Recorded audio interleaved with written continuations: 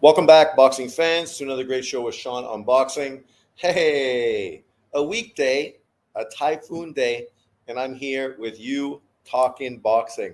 Again, typhoons in Taichung, not a big deal. No rain, not much wind, but I don't have to work today, so salute.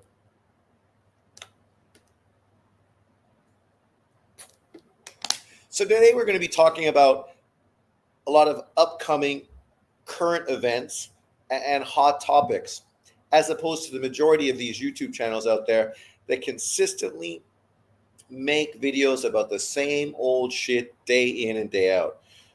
Literally, who gives a fuck about Devin Haney right now?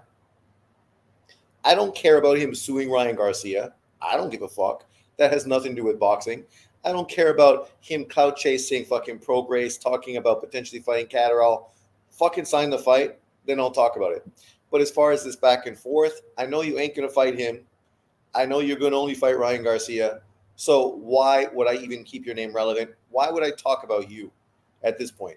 But people are all over social media talking about Ryan Garcia, Teofimo Lopez, Devin Haney, and all these fighters that literally are doing fucking nothing for the sport of boxing. They're not active. They're not giving us the fights we want. All they're doing is fucking clout chasing on social media. And yet these channels consistently make videos day after day after day. I mean, Knockout Boxing should just call his channel the Tank Davis channel, because that's the only thing he talks about. But at least Tank Davis is relevant. He's got a fight that's coming up. We don't know if it's fake news or what's going on with regards to the fight still being on or being postponed.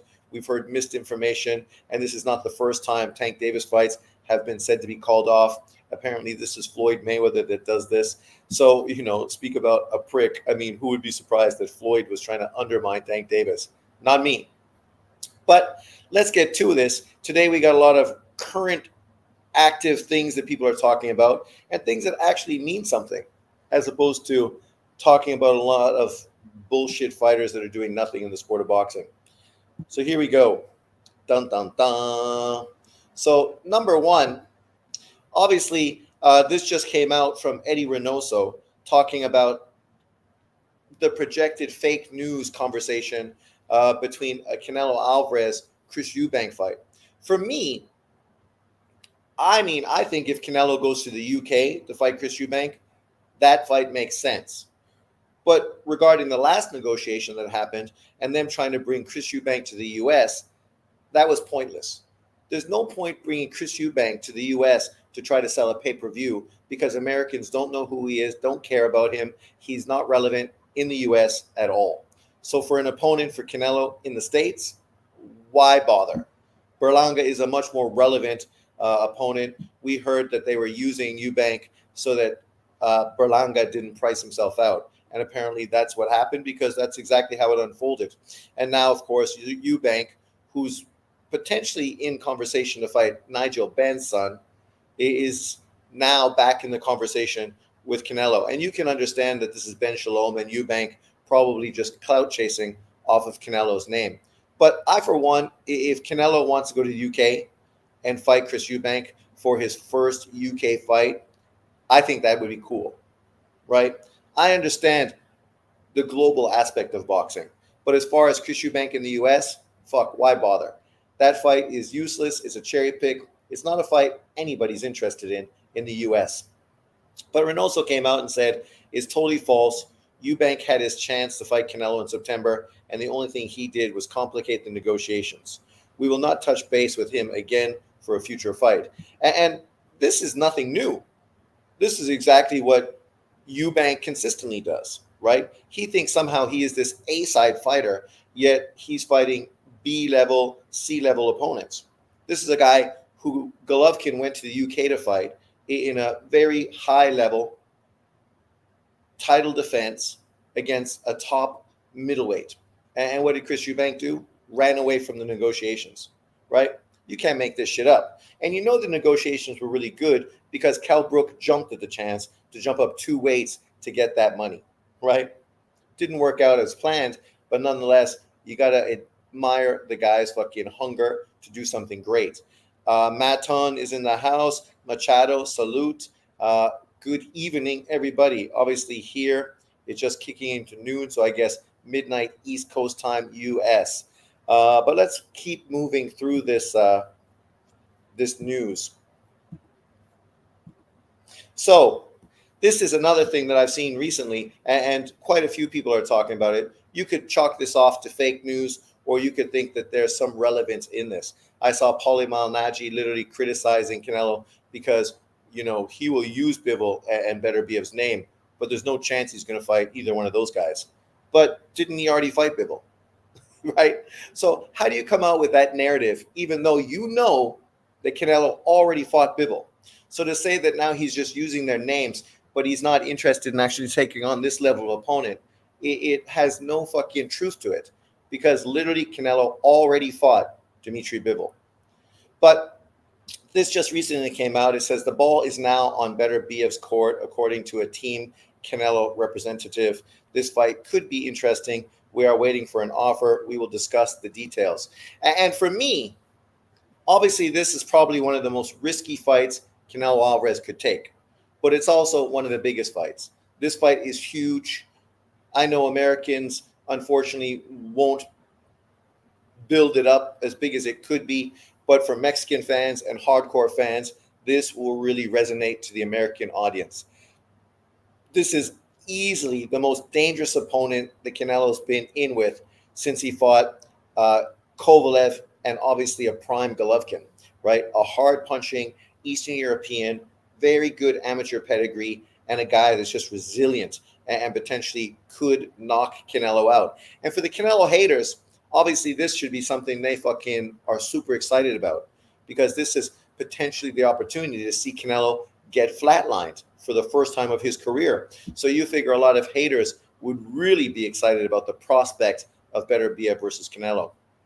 For me, I understand Canelo is the A side, so there's a long line of people that would love to get an opportunity, whether that's Chris Eubank, Better Biev or Bivol, whether it's David Benavidez or David Morrell, whether it's Christian and Billy, whether it's Bud Crawford, whether it's Charlo moving up from middleweight. Already we've talked about 8 fighters that would all be super excited about an opportunity to fight Canelo Alvarez. So you can understand why a lot of this conversation turns into fake news, because, who are you going to believe? What are you going to believe, right?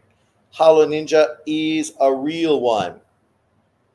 He says, what happened to just watching fights and thanking both fighters? Now people want to create false narratives and spread them around like wildfire. What the fuck? That's the case. We saw Cotterall beat Prograis in a competitive fight. So this makes Haney's win look better, because Haney was able to beat Prograis more convincingly. But still, then Haney needs to come out and shit on him and disparage the best win of his career, right? The most dominant performance of his career. But yet he's got to undermine that guy, right? And then all to do what? Act like somehow he's better than Jack Catterall. Well, Jack Catterall's 2 best wins at 140 pounds are way better than what Devin Haney's done at 140. There's no question about that. Anybody with half a brain realizes that a Regis Prograis Josh Taylor victory is far better than a Regis Prograis victory and an ass whooping by Ryan Garcia, right? And now just you jumping around waiting for fucking another payday, which is exactly what you're doing. Everybody knows you're just waiting for the rematch with Ryan Garcia. So the rest is just, no bueno. Jump Dude says Dodgers win. Nice. I'm happy. Shohei Ohtani has had an unbelievable year. Think about this. He won the world thingamajigs, right? Japan beating the U.S. And then obviously now joining the Dodgers, winning the World Series in his first opportunity to be in the playoffs. It's great. I'm excited. Obviously, I'm a huge Shohei Ohtani fan, so I'm happy to see him do well. A win over Better Biev, wow, that might be his best win. If he's able to beat Better Biev, that is an undeniable legacy victory, potentially pushing him right up there in the conversation with Pacquiao and Floyd, right? and surpassing guys like obviously Ward, which I think he's surpassed already, but guys like Ward, B Hop, maybe even Roy Jones. Like it's an undeniable victory. But because it's so dangerous, I would probably favor Better BF to beat him, right? But I would give Canelo nothing but props for taking on an opportunity against a guy like him, because that's some real shit. Mr. Mosh says this is fake news. Since when does Canelo wait for offers?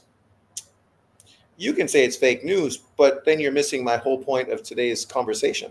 That every offer or every conversation you hear with regards to Canelo Alvarez is fake news, whether that's coming from David Benavidez or anybody else, because it's all fake news. You can't believe anything that you hear because there's always a narrative attached to it. See, that's the difference between you and me. I'm not pushing fake news.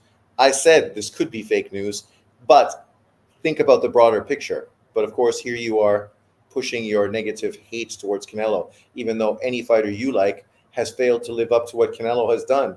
I know that's disappointing for you, but unfortunately, it is. So I'm delusional if you think he fights Better BF. Why? He fought Bivol.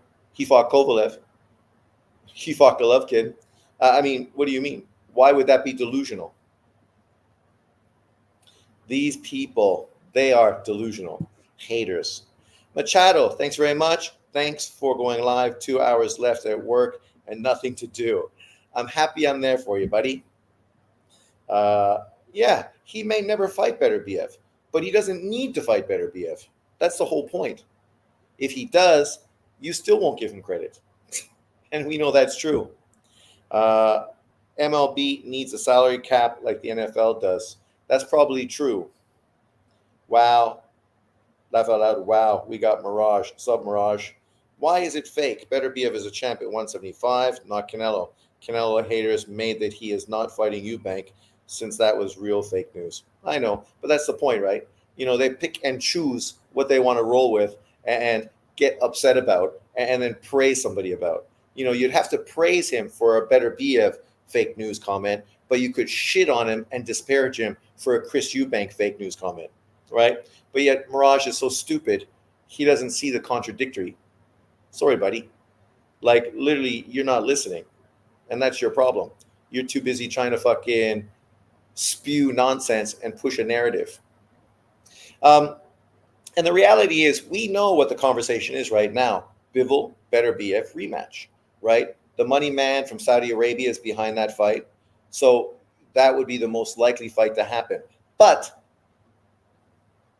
the reason this is interesting and something you should think about is the fact that Bob Arum literally is pushing Better BF away from a rematch with Bivol and literally has mentioned Canelo Alvarez as a possible opponent. Bob Arum, Better BF's promoter. I know this is all too much to digest for you, but maybe let's fucking join the puzzle pieces together and think about not just your hate for somebody, but what potentially could happen because it's successful for boxing. Jump to says, Sean, you take calls, right? No, I don't take calls. I'm in Taiwan. I don't even know how that would fucking work. I don't even use my phone. Literally, I never use my phone, not for phone calls, because anyone that calls me in Taiwan is speaking Chinese, so there's no point me even answering. Hello Ninja says, are we going to act like Spence versus Funduro is normal? Well, for a guy like Mirage, that's a great fight. That's a fight he's going to get excited about. Here he comes. GG was at 160, not 175. Kovalev was 175. Bivol was 175. Yeah, Bivol is not a puncher, but Bivol is a great boxer. The kind of guys Canelo Alvarez can't beat, right? Isn't that the narrative you and others have been pushing for fucking the last 15 years? When he fought Floyd, oh, he can't beat that style. Then he fought Laura, oh, he can't fight that style. And then he just went on and consistently fought guys that were not the right style, as opposed to Floyd, who always cherry-picked guys that were the right style. Canelo has fought so many guys that are not the right style. Boxers, Billy Joe Saunders, Caleb Plant, Bivol. He's faced tons of slick boxers, even though we know stylistically that's not the best. Kovalev was shot. But that's my point. You're not going to give Canelo credit for anything. If he fights Better BF, you're now going to say Beterbiev is shot. He's 40 years old. He's done. So we know where you're coming from, right? Sean's my guy. What's up, Stringer? Kovalev was shot coming off of a win stopping Anthony Yard. Exactly. And we've seen what Anthony Yard has done since then. He gave Beterbiev a fucking great fight. A great fight, right? But I guess we forget that. We forget that he almost beat Kovalev. And he looked like he was potentially going to get the advantage over Beterbiev in that fight, right? That is probably the toughest fight of Beterbiev's career. Let's keep it in perspective. I meant for YouTube. You made a good comedian, Sean. No, Mirage, that's definitely you. Nobody here is pushing a narrative. We're talking boxing. You're coming with Canelo Alvarez hate and your delusional fanboy of whoever, obviously PBC fighters, Errol Spence, Tank Davis, I don't know. And literally, you won't give the guy credit no matter what he does. You're going to come out with your excuses. Yet it doesn't matter what you say. Really, it doesn't. Because Canelo can do what he wants. He's going to make fucking tens of millions of dollars. He's going to retire a Hall of Famer and potentially the number one fighter in Mexican history. I know you don't like that, but there's nothing you can say on social media that's going to change that. You just come across as a bitter, disgruntled American. That's all. What will the Canelo haters do when he retires? Of course, they'll do what they always do. They will move to another non-Black American fighter who they can criticize and shit on. Right? That's it. That's it. Same old, same old. No surprises here. We see this shit all the time. The reality is, I said, Chris Eubank narrative has been talked about as being fake news. Maybe the Beterbiev is fake news as well. And in that case, I guess Bud Crawford could also be fake news. And Mbilli potential matchup could be fake news. David Benavidez, all the hype and fucking pomp circumstance that he was pushing easily could be fake news. So what are you going to believe? I know what you're going to believe. Whatever fits your narrative. You won't criticize Canelo no matter what he does. That is your agenda, fanboy. See, once again, this just shows how stupid you are. Obviously, you don't watch my channel because I often criticize Canelo Alvarez. I criticize him blatantly for ducking Gennady Golovkin and dropping his fucking title in the garbage to avoid fucking Golovkin, only to age him out and fight him later on. Right? But why am I going to criticize him now for fighting almost every single top 168-pound fighter in boxing today? Should we list who he fought? Right? All the world champions and all the top 10 fucking fighters he fought at 168. I think it's more impressive run at 168 than Andre Ward. And Andre Ward was a career 168-pound fighter. Yet Canelo, who's in his fourth weight division, somehow has done more than Andre Ward in the same division. That's pathetic. I'm just saying. You criticizing him 8 years ago. Well done. Yeah, well done. Should I criticize him now for what? Oh, I know. Sorry. Not fighting David Benavidez because he's the one that will change everything. The guy just fought Bivol, a fighter that was pound for pound and beat him. But still, that's not good enough for you. See, there you go. He never fought Benavidez. Who the fuck is David Benavidez? You tell me David Benavidez' 3 best wins of his career. Go. Why would I criticize him? I said I want to see him fight David Benavidez. But literally, there's a lineup of people he can fight. If he doesn't fight David Benavidez, oh well, he can't fight fucking everyone. And how much do we believe anything David Benavidez says? This is a guy who could have fucking fought unification fights with Zurdo, could have fought unification fights with Smith, could have fought unification fights with Plant, fucking fought nobody. Nobody.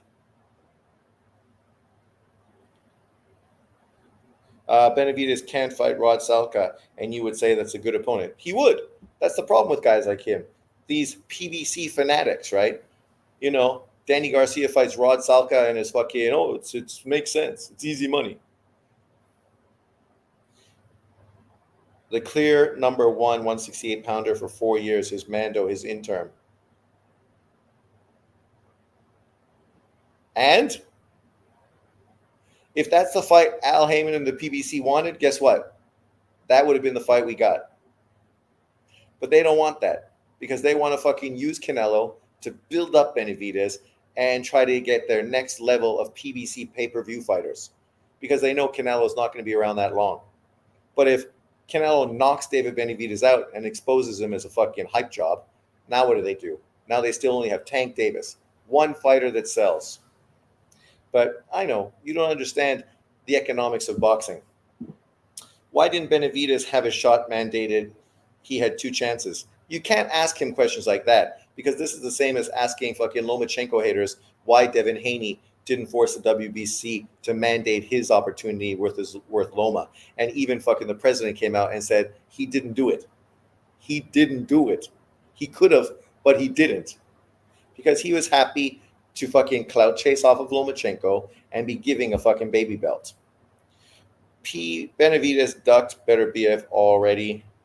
PBC using Canelo to pay these fighters. Who is pushing? That's true. They're totally using Canelo to pay everybody else. Who is pursuing narratives now? So Heyman told Canelo to demand $200 million to fight Benavidez.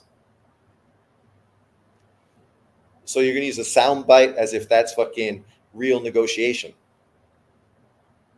He was talking to Turki Al-Sheikh. He wasn't talking to Al Heyman and the PBC. So right now you're fucking connecting things that don't connect.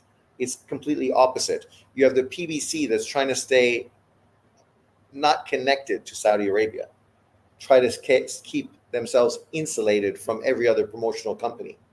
And the main guy they have to do that is Canelo and then Tank. So it's not bad. They got two big pay-per-view sellers they can use to insulate themselves from every other promoter in boxing. Canelo himself said he does not want to fight David.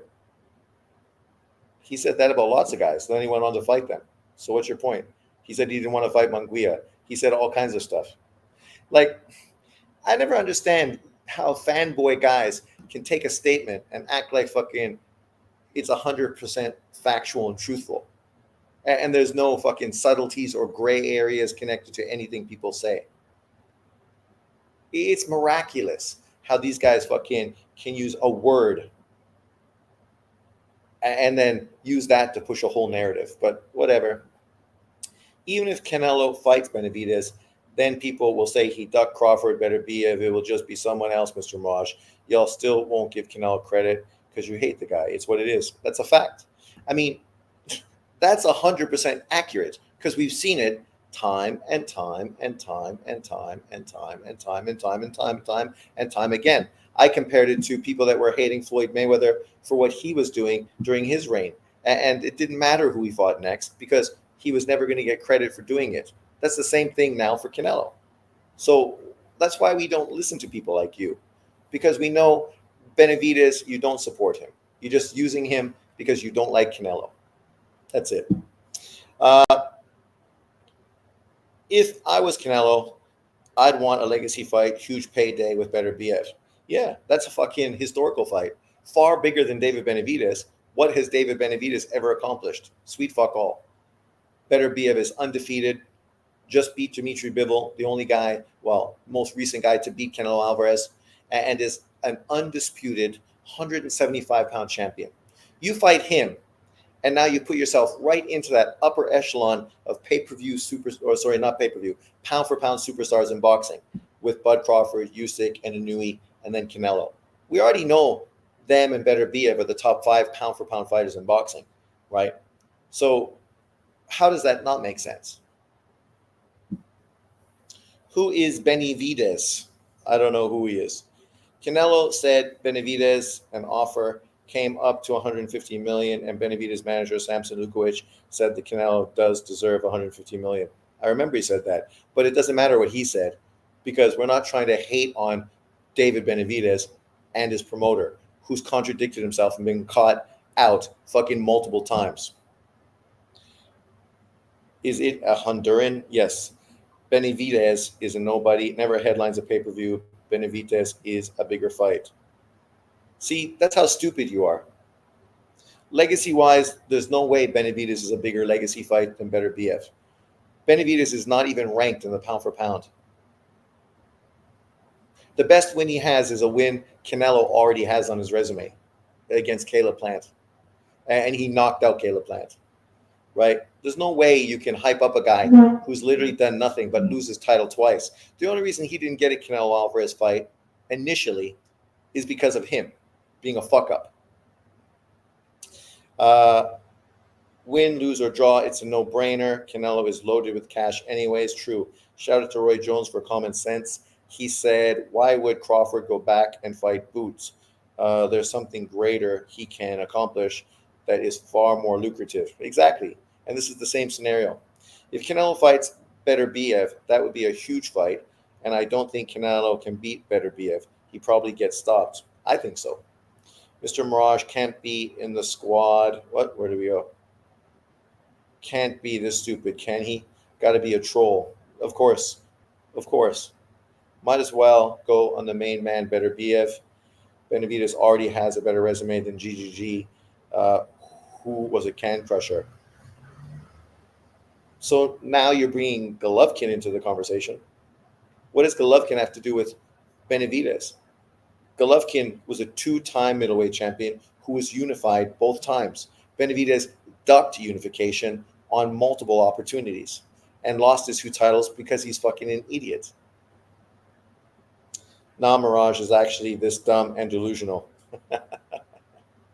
Mr. Mirage, Beterbiev would destroy Benavidez, bro. Told you, no matter what Canelo does, you still won't give him credit. The Bud, ducking, Boots, Wave are a bunch of idiots. They are. I'd favor Anthony Yard to beat Benavidez. Me too. The only reason people push that whole Boots Ennis fucking narrative is the same reason people are pushing David Benavidez narratives. This is American boxing fans, right? That's the whole point of today's video. These guys don't care about boxing. They just care about narratives and trolling and fucking drama. And they love something that they can consistently push again and again, even though you can point out how fucking stupid their fucking conversations are. You can shoot holes in it left, right, and center, but it doesn't stop them because they're fucking mental and they follow channels like fucking the LDBC, Egos and Dante's and fucking Knockout Boxings and the rest of them. So all they do is fucking catch on to drama. They're like the old fat lady in the supermarket lineup who's reading those fucking daily fucking rag mags near the candy section before you fucking clock out with your food, right? Believing fucking somebody's son was abducted by UFOs and Bigfoot had a baby with fucking her next door neighbor. That's these guys. Literally. That's what they fucking are. They're like their mothers who sit at home all day watching soap operas. And now they're bringing this to boxing. It's pathetic, but it is what it is. But let's move forward because obviously there's a lot more to talk about than just Canelo. Another pound-for-pound fighter, the monster Inouye, obviously just solidified his fight with his two sanctioning body mandatory, Sam Goodman. The interesting thing with this is Sam Goodman gets no credit as a mandatory. It's ironic because some people love to push mandatories when the mandatory is a Black American. But when it's not a Black American, then all of a sudden, all these mandatories are cherry picks and useless. So Benavidez is a good mandatory, but, you know, Munguia, Berlanga, and Ryder are trash mandatories, right? That's the way these people want you to think, that everything they push is legitimate and everything else is illegitimate, kind of like them, because, of course, we know they're illegitimate. Their father's no longer in the picture. He ran away with fucking, you know, the secretary at his work, if he even had a job. But let's get to this. You know, the irony with the Sam Goodman hate is that Sam Goodman beat the 122-pound boogeyman of boxing, Reese Alim. Reese Alim was coming off of some knockout wins and sensational fights that had people going crazy for this guy, talking about how he would beat Inouye when Inouye comes to 122, how MJ and Stephen Fulton were both ducking him, right? Literally, this is what the conversation was. But who's the man that beat this fucking boogeyman, this monster? That would be Sam Goodman, right? Yet these guys want you to believe that somehow Sam Goodman is a bum. He's no good. He hasn't fought anyone. He's another Australian fighter nobody's heard of. Yet that's not even close to the truth. Sure, you got to favor Inouye to beat Mr. Sam Goodman, who currently is 19-0, doesn't have great power, but Paro didn't have great power when he knocked out fucking the monster from 140 pounds. So what does that mean? This is a guy who's coming off of wins against TJ Dahoney, right? And that was in 2023. He beat TJ Dahoney, obviously a guy that Inui just fought recently, and Risalim, who at the time was undefeated, right? 20-0, the boogeyman, and beat those two fighters back to back, propelling him into this mandatory position. So literally, unlike guys like William Skull and this guy that now is the IBF mandatory for Better BF, literally a fighter I've never heard of, a German promoter fighter, same promoter that promotes William Skull. These guys didn't do anything to earn or deserve a mandatory opportunity. They're only getting that because the IBF is fucking dirty, takes payola to push fighters into these positions. He literally beat the man that fucking was being called the man. And now, obviously, Inui's going to take care of him. And what's even better than that is we know that the conversation for 2025 is Inui versus Junto Nakatani, 2 pound-for-pound top 10 fighters, for a fight that would be the biggest fight in Japanese boxing history. I was watching Dante's Boxing Nation, and this shows you how delusional most of these American YouTube channels are, because they don't really know what they're talking about. He said that when Inui beats Goodman, he's going to fight Junto Nakatani in his American debut fight. I know it's not his debut, but according to some Americans, you would think it is his debut. Going to fight Junto Nakatani to defend his titles in America.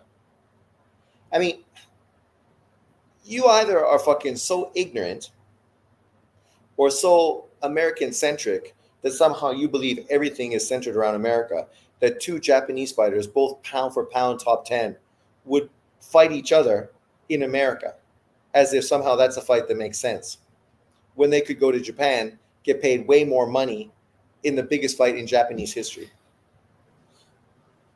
The whole narrative from Bob Arum, if you believe it, is that Inui is going to fight on the same card, co-main eventing with Junto Nakatani in America, right? And obviously giving the Americans the opportunity to see these two great Japanese fighters, right, against lesser opponents. And then obviously the big fight will happen later on in 2025 in Japan, in the Tokyo Dome, in the biggest fight in Japanese boxing history. Right?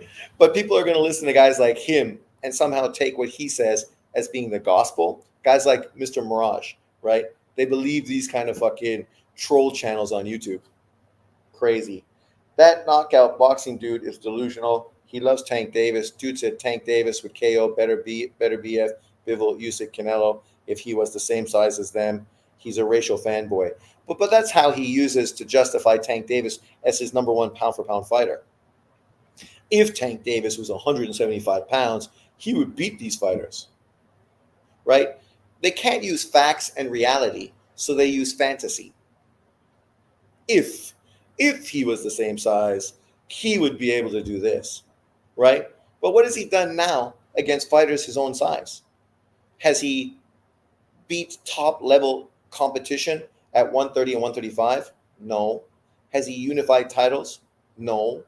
Has he proven that he could go up 3 weight divisions and dominate? No. So what exactly has he done outside of fucking being built up by Floyd Mayweather based on Floyd Mayweather's name and the PBC's need to fucking make money off of pay-per-view? Sean, if Andre Ward would have not retired and fought Better BF, do you think Ward would have beat Better BF? Because I don't think Better BF would have KO'd Ward. I think he totally would have KO'd Ward. And I think Ward would have lost to Bivol. Nakatani versus Inui would be like when Carbajal versus Chiquitita bring attention to the little guys again. That's true, but the difference there is that obviously Carbajal was an American Olympian. So because of that, they could really sell him in America. He spoke English, but then he was a crossover star who sold to the the Mexican fan base as well, right? And obviously it was Mexican-American versus Mexican, obviously a huge rivalry. But for Japan, Inui and Junto is huge. It's a legendary fight, right? Probably a bigger fight than Carbajal versus Gonzalez. right? Because literally it's the biggest fight in Japanese boxing history. When you measure everything that's happened in boxing history in Japan, this would be the pinnacle, right?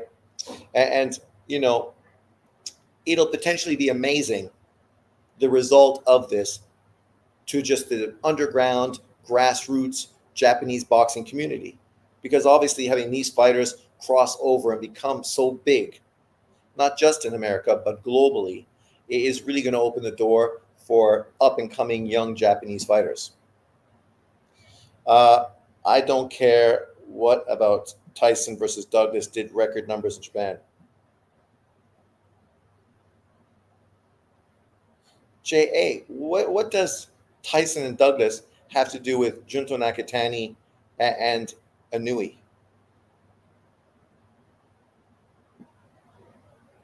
Once again, you jump in the comments and make a stupid comment that literally has nothing to do with the topic of conversation, just to do what? Try to put shade on top pound for pound competition that actually are trying to fight each other. But you'd rather talk about a fight that was 30 years ago, where it was big in Japan because Japan loves everything American. But it wouldn't be as big as Anui and Junto Nakatani in Japan because Japanese people didn't care about these people on a personal level. There's a complete difference between that. And I guarantee you, Anui and Junto Nakatani is going to fucking make way more money in Japan than Douglas and Tyson did. Go debate him. He puts links in the chat. Why does anyone want to date him? Debate him. All he does is fucking fanboy Tank Davis. Where's the debate? You're a fanboy. Your channel should be called the Javante Channel Davis Fanboy Channel because that's the only thing you talk about. There's no debate. That's 100% fact. Literally, he's fucking tied his fucking channel to one fighter, and if that fighter gets beat, he's going to look fucking ridiculous, just like he did when Errol Spence got beat, when he tied his whole channel to Errol Spence. Like, you can't make this shit up. We know all he's trying to do is make money from exploiting a fucking fighter that's popular to black Americans. That's it. Sean, you have trouble reading. Thanks. Or you have trouble writing. Laugh out loud. We got JA now. I said I don't know about Nakatani versus Anui being the biggest. Yes, I think I just addressed that, but okay. See, I know it's hard for you to comprehend, but Japan is a very pro-Japanese fucking country, right? Kind of like America used to be very pro-American, not so much anymore, because Japan is only one fucking people, Japanese people, and because of that, obviously a Junto Anui fight is going to be far bigger throughout the whole country to boxing fans, sports fans, casual Japanese people. It's going to be advertised and pushed like fucking crazy. And because social media now is so much more prominent than it was during Tyson and fucking Douglas, come on, man. You fucking are just talking out your ass, which is generally what you do when you come to my channel. That's why now we start calling you the ass man. I'm going now. You guys get in your feelings over boxing opinions. There's no boxing opinion. You literally come here to push a bullshit fucking narrative to downplay a huge fight. And now you're going to run away with your tail tucked behind your fucking legs. It's not a boxing opinion. You're just being a fucking troll. Because even you know what you said is fucking stupid and irrelevant. It's irrelevant. It doesn't matter how big Tyson and Douglas was. Because we're talking about Japanese boxers. We're not talking about American fucking boxers in Japan. But you can't differentiate because you're the ass man. The WBC graciously installed Benavidez as their number one contender at light heavyweight after missing weight. Team Benavidez petitioned WBC to be placed back in super middleweight rankings. Shh. Don't leave, JA. Please don't leave. My channel's nothing without you. Bye. Nakatani versus Inui must obviously be Japanland. Of course. It makes no sense to try to do that outside of Japan. But with a guy like Dante's Boxing Nation and the fucking low IQ fucking people that follow his channel, reality fucking doesn't exist. Literally. These guys all hope that they get paid millions of dollars in reparations from the American government so they can fucking all buy fucking, you know, fucking big SUVs with pimped out fucking tires and chains and spend all their money within the first 6 months.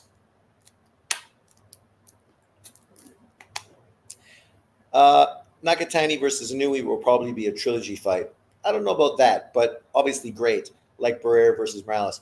It would be great if they did that, because if you think about both of their careers, what would be bigger for both of them than actually a huge trilogy fight, right?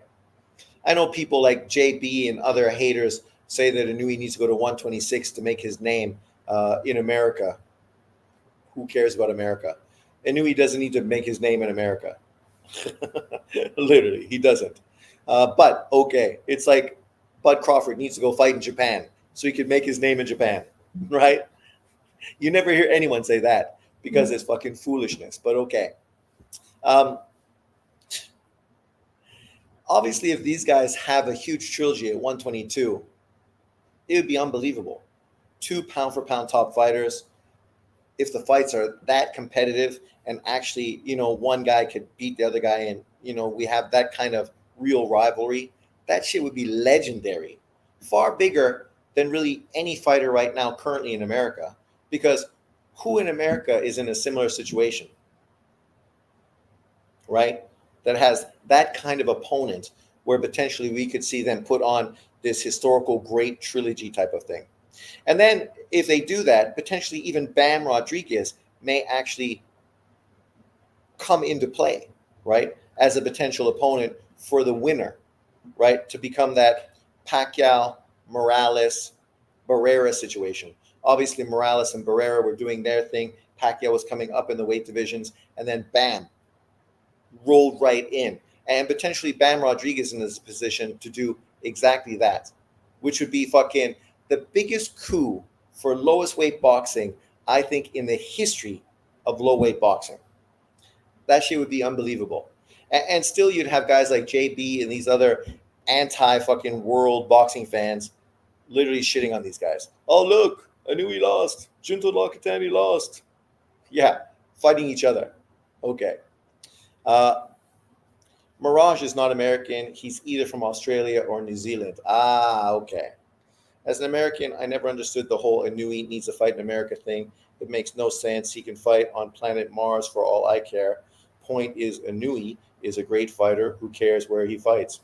Yeah, that's what a rational fan would say, right? Because who cares? Unless you're going to actually pay money to go watch him fight in America, then what's the difference? Dodgers won because Yankees choked and got nervous. Funny, it happened to them instead of the Dodgers, like it always does. Fucking the Yankees, eh? They blew that with those fucking 3 errors in that one inning. Man, if Inui fights in Vegas, he better. Rigo would have schooled Inui. Is that the same Rigo that got beat by fucking a scrub opponent at 118 pounds? The same guy that fucking Junto Nakatani beat? So that Rigo would school Inui? Yeah, okay, I'm sure he would. Fucking fanboy. Al Beasy.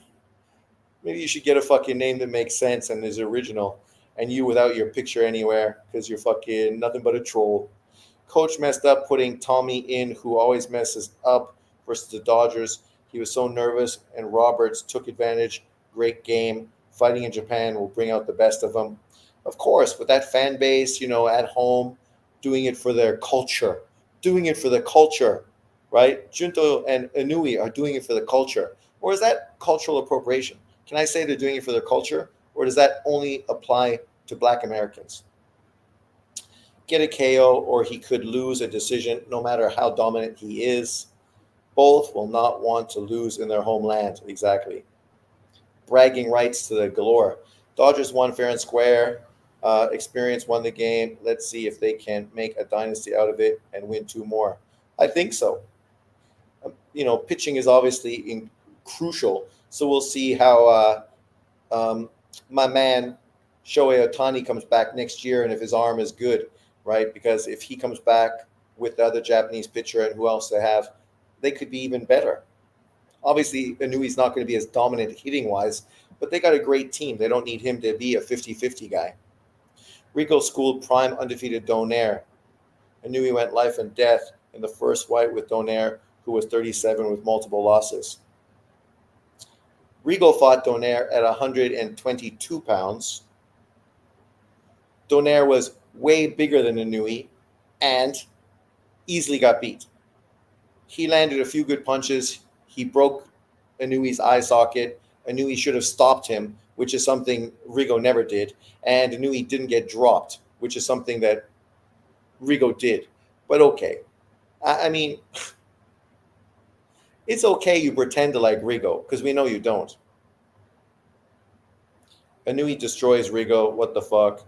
See, the difference between Donaire and Rigo is that Inui would have used a jab, unlike Donaire.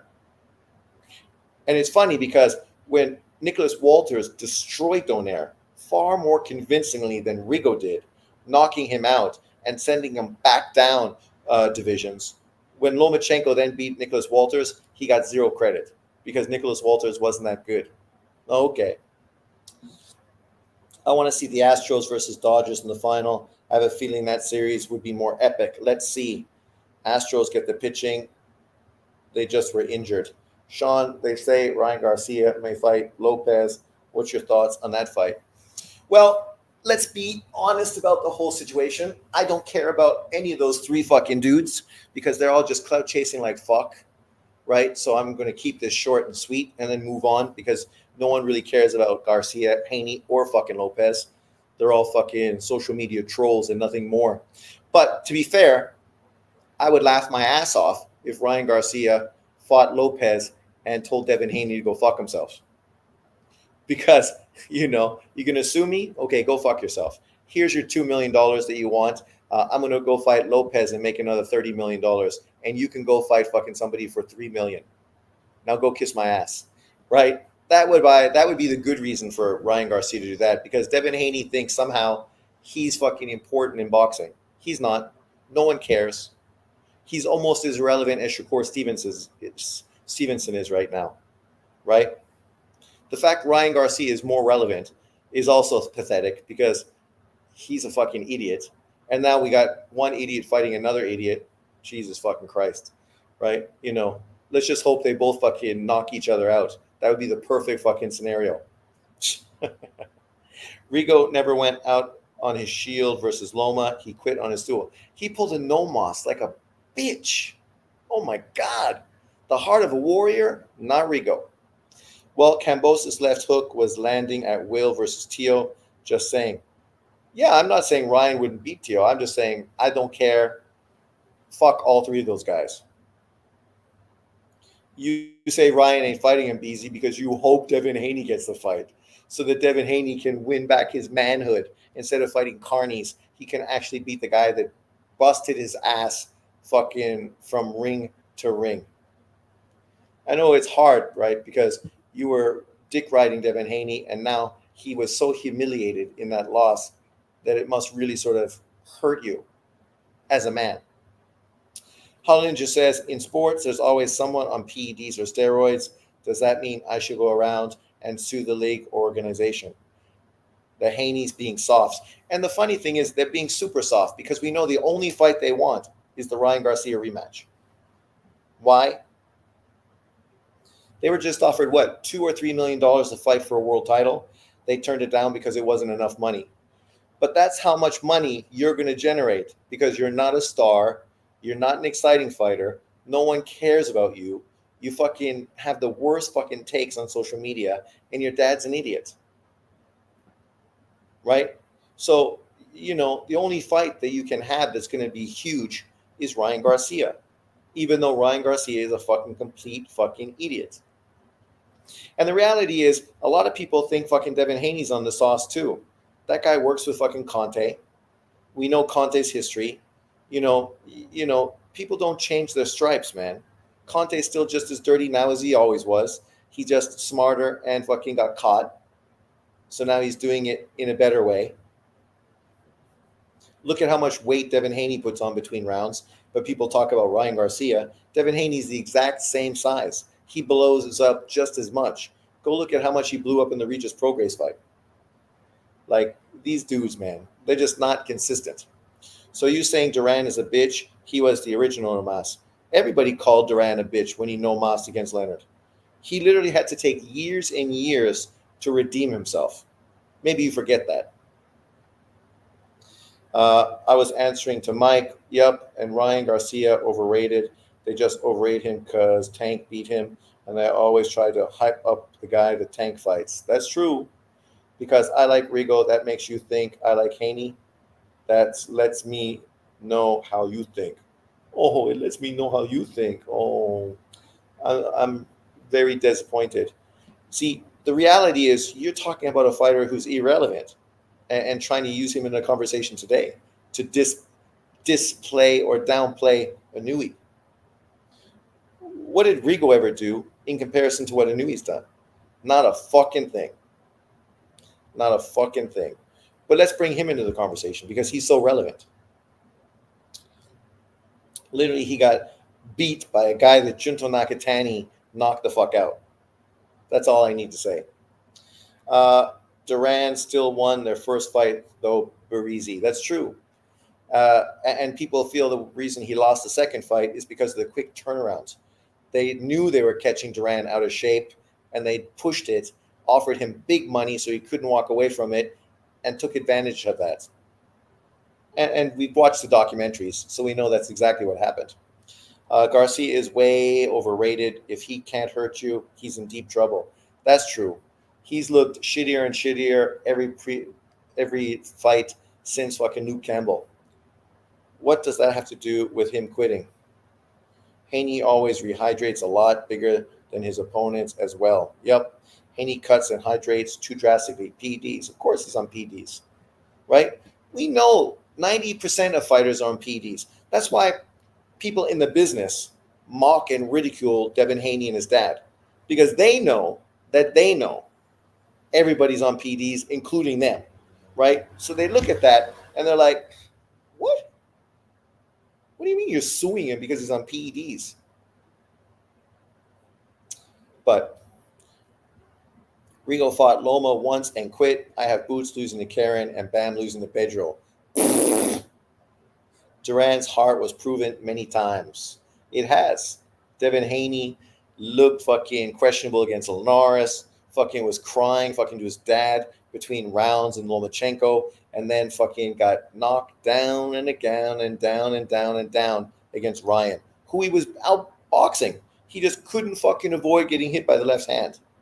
But he showed toughness, so I give him credit for that. He did keep getting up time and time again, even though going into that round, he was talking that he was going to destroy fucking Ryan, right?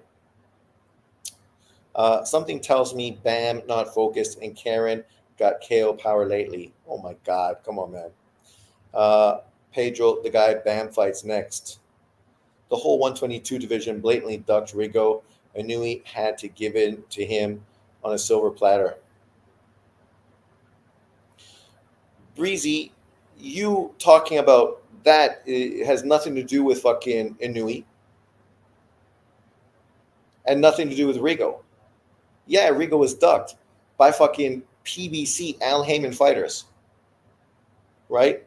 Who moved to 126 to avoid him so they could fight each other and make big money because they knew Rigo didn't sell and he was too dangerous, too risky, low reward, right?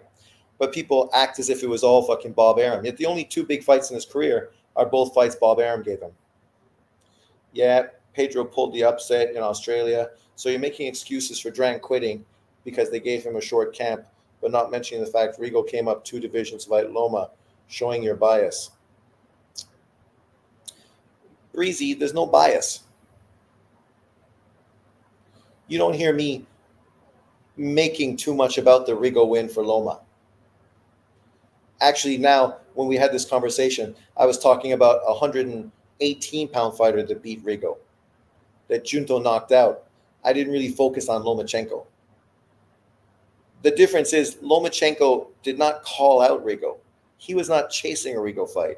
He was not interested in a Rigo fight. It's guys like you that push for that fight to downplay and discredit fucking Lomachenko like you're trying to do now against Inui, only to have Rigo fucking quit like a bitch on the stool instead of show fucking some heart. If he's really that dog, he would have fucking tried to win, but he didn't. He quit because things weren't going his way. That's the truth. You don't have to like it, and I know you won't. If you're good enough, you go up in weight.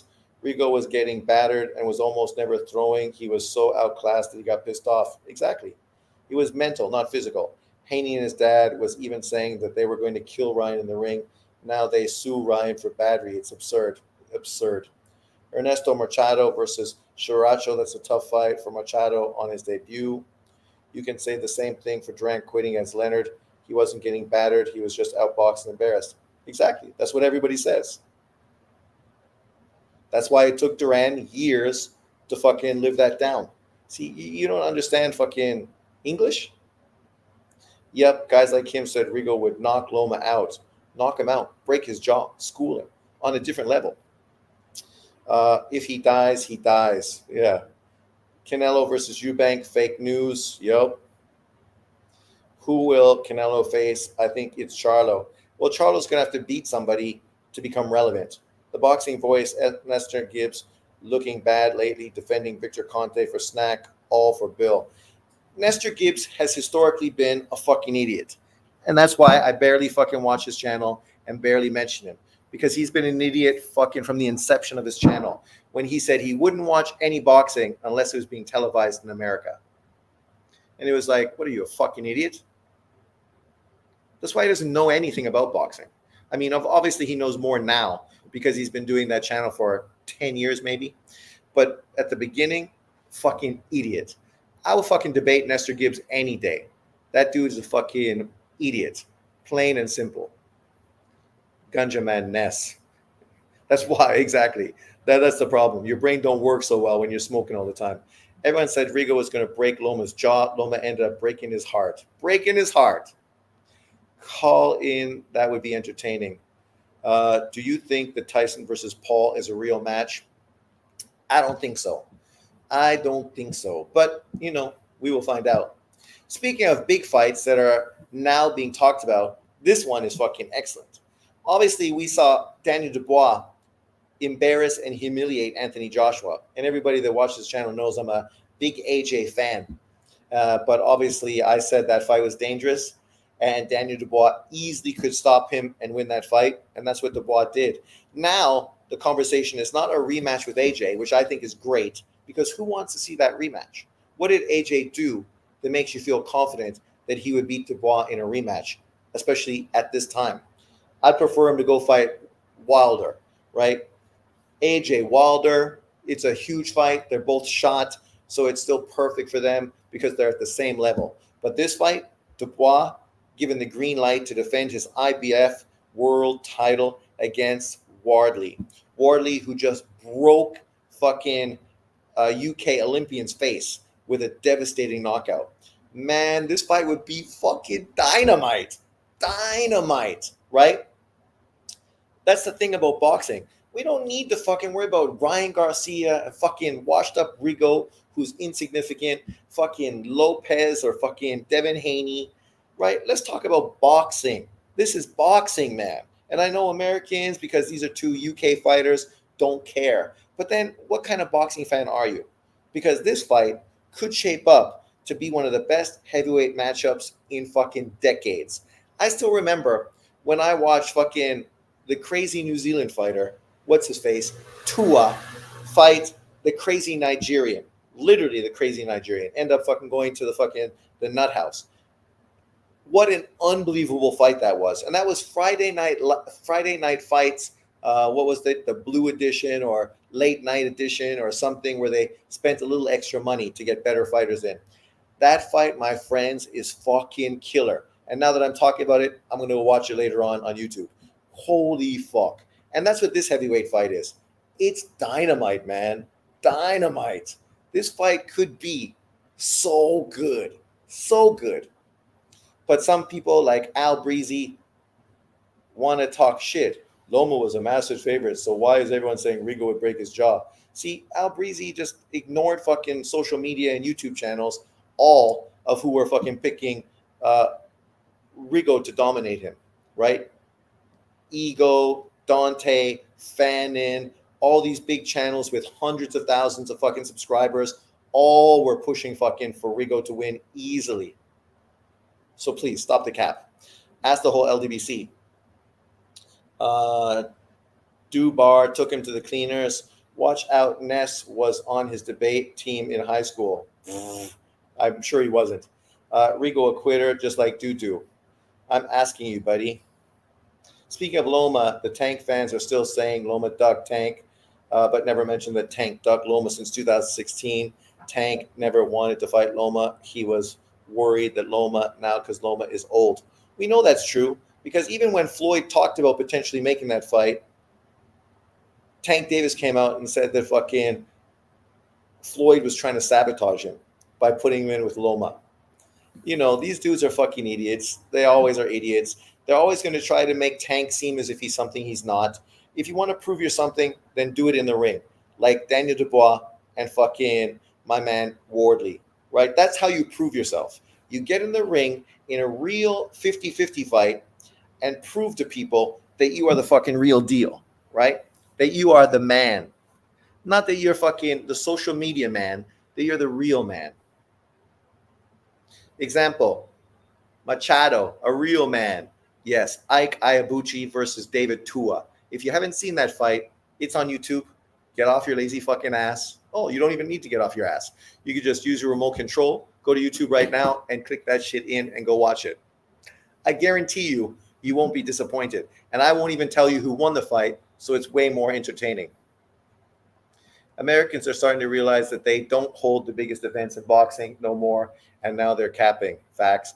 Davis fights good opposition, but not great. True. That's all I say. And if you're fighting good opposition, should people have to pay $90 to watch it on pay-per-view? Wouldn't you be a bigger star if many of these fights were on free TV where you could build your name, build your fucking fan base? And then when you do a pay-per-view, it's going to do that much better. Right? I think this is common sense, but somehow it's twisted into hate. But it's not hate because I don't hate Tank Davis. That's what he does, and it works, wins millions, so he won't go for legacy. That's the fact. They're happy to get paid money in low-risk fights. It ends there. Why are people so obsessed with the LDBC? Oh my God. Why are you fucking asking a stupid question if you don't want to know the answer? Ness does lectures at Harvard. Better BF would KO Ward, and I think he would have a chance to KO Roy Jones and James Toney. Yep, I said it. Believe it. It's that great. No way that Better BF knocks out Toney. Absolutely no way. Has Toney been knocked out? Didn't he get knocked out by fucking that Russian guy?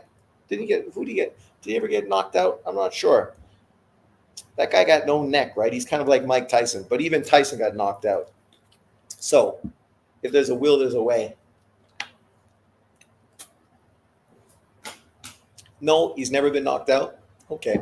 Then, Toney was never KO'd. There you go. So the fact that Better BF is going to do it would seem difficult. And Toney would be in his chest, making it difficult for Better BF to unwind. The good thing about Better BF is he doesn't wind up on his shots, right? So he's not like a guy who's loading up on punches. So he doesn't need to do that to hurt you and break you down. He had a tremendous chin, but a soft belly. And that's why I'm surprised he never got stopped. Just beaten to the body. Oh, hello, my Mexican fan. This is something you should be super excited about. Mexico's Olympic silver medalist, Marco Alonso Verde, to turn pro in 2025 and to be managed by Eddie Reynoso. Obviously going to be in the same stable with Canelo Alvarez. That's great for this upcoming superstar Mexican fighter. And unlike most Mexican fighters, Verde is obviously a very highly praised amateur, winning the silver medal in this year's Olympic Games. You can see here, men's welterweight, 71 kg. He may actually come in and fight at 140, right? Because generally, if you fight at welterweight as an amateur, as a pro, you usually come down a weight class, kind of like Andre Ward, who was a light heavyweight, but obviously came down to 168 in the pros. But we know Uzbekistan dominated these Olympics, won 5 gold medals. He obviously lost to the Uzbekistanian fighter, but came in second to win the gold, beating Omari Jones, the American, who got the bronze, tied with Great Britain's Lewis Richardson. And historically moving forward, that should be great because all 4 of these fighters are probably going to be relevant in the pro game. Obviously, Omari Jones is going to be pushed by the usual suspects on YouTube. Lewis Richardson is obviously going to be pushed hard by UK boxing fans, probably signed to Sky Sports, or maybe by what's his face? Not Eddie Hearn, but what's his face? Frank Warren, because we're going to talk about Frank Warren in a bit later and how he's starting to dominate UK boxing. And obviously, Verde being tied together with Canelo, Eddie Reynoso. Obviously, this kid's going to be put on every single Canelo Alvarez fight, right? So he's going to get a huge platform from fucking day one. So, the sky is the limit for this young kid. And it's great. I'm happy to see now, of course, Mexico financially is no longer considered third world. I don't know if they ever were. Let me know in the comment section below. Maybe they still are. I don't think so. But obviously, there's a lot more wealthy people, and there's not such a necessity for boxers to go pro at such a young age. Now they can actually go through the ranks of amateurs and develop their skills, which potentially can help them once they go pros. Where are we?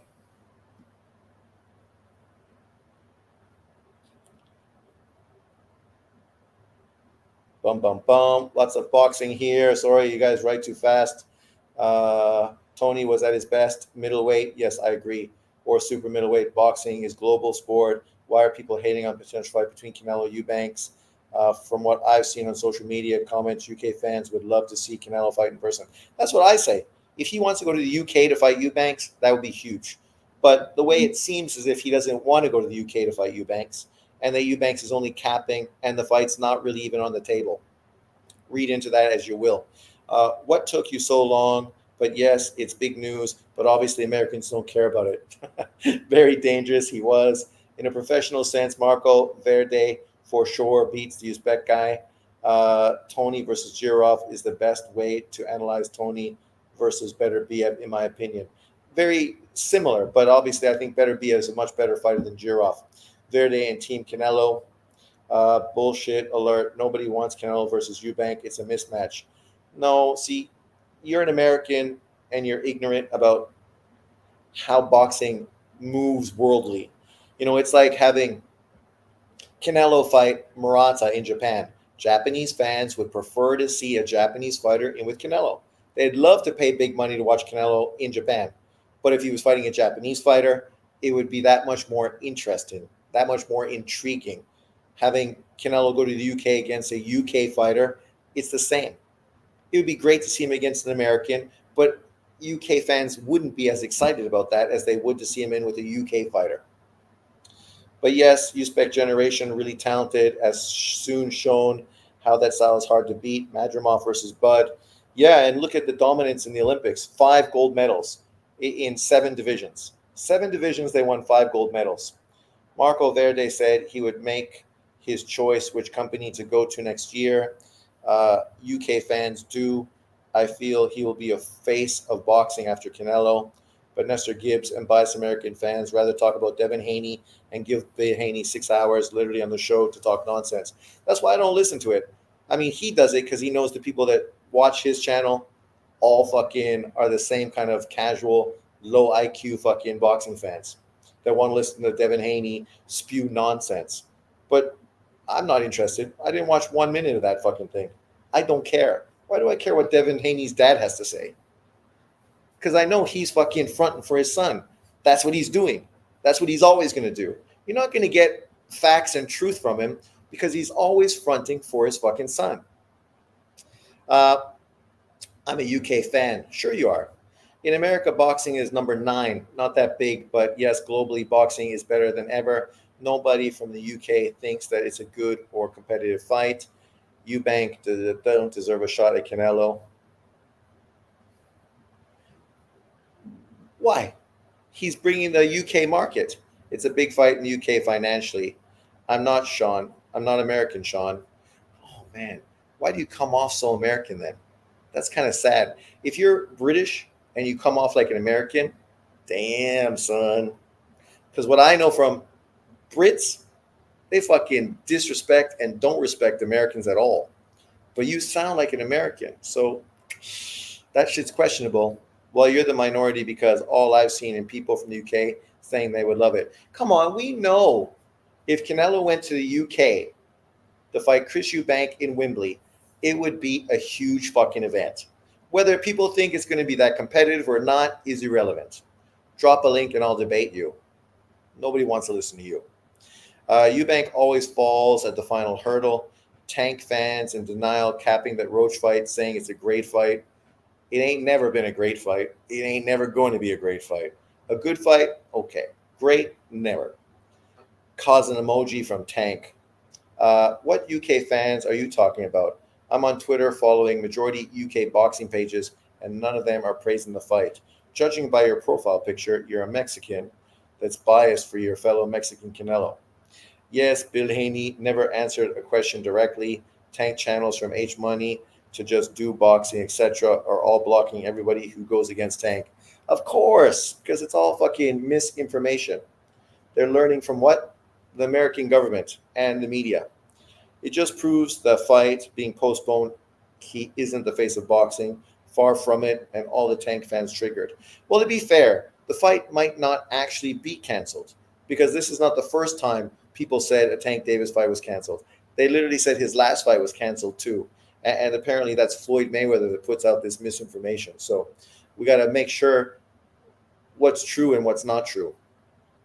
Yes, Marco Verdi is saying he will be at 160. 160? Yeah, it's happening in January. 160, eh? Damn, son. I think that's a misstep right there. I mean, you go to 160, you end up losing the opportunity to have big fights at 154, win three weight divisions at 154, 160, 168, right? 160 right now is a dead division, so there's no real fights anybody wants to see you in. And obviously, it's going to take you 2 or 3 years before you're even at that level anyway. But yeah, it's weak. I feel he can take over 160. 154 is too powerful. Oh, come on. Now you're fucking trying to protect him. He's so good. He's the next Canelo Alvarez, but you want to protect him. Man, come on. Get off the protection plan.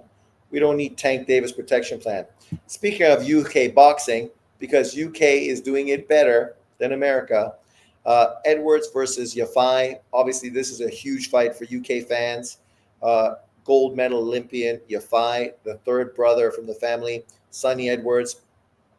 You can be critical of Sonny's style. Obviously, I think he's boring, but the guy talks well. He sells fights through media interviews and whatnot.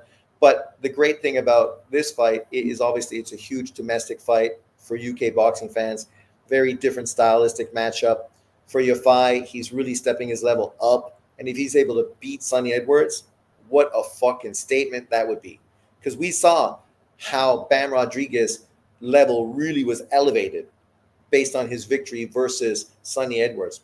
But if Sonny goes in there and does what we think he can do, box boring, box long, and beats Yafai, he's not going to get as much credit. People are going to say that, Yafai is just too inexperienced as a pro. Not too young, because they're pretty similar age, but just too inexperienced. Too fast, too big, I'm realistic. Sonny tries to be black. Does he try to be black, or did he grow up in an area that was primarily black? And he's just being part of the neighborhood, right? I don't understand this kind of stupidity.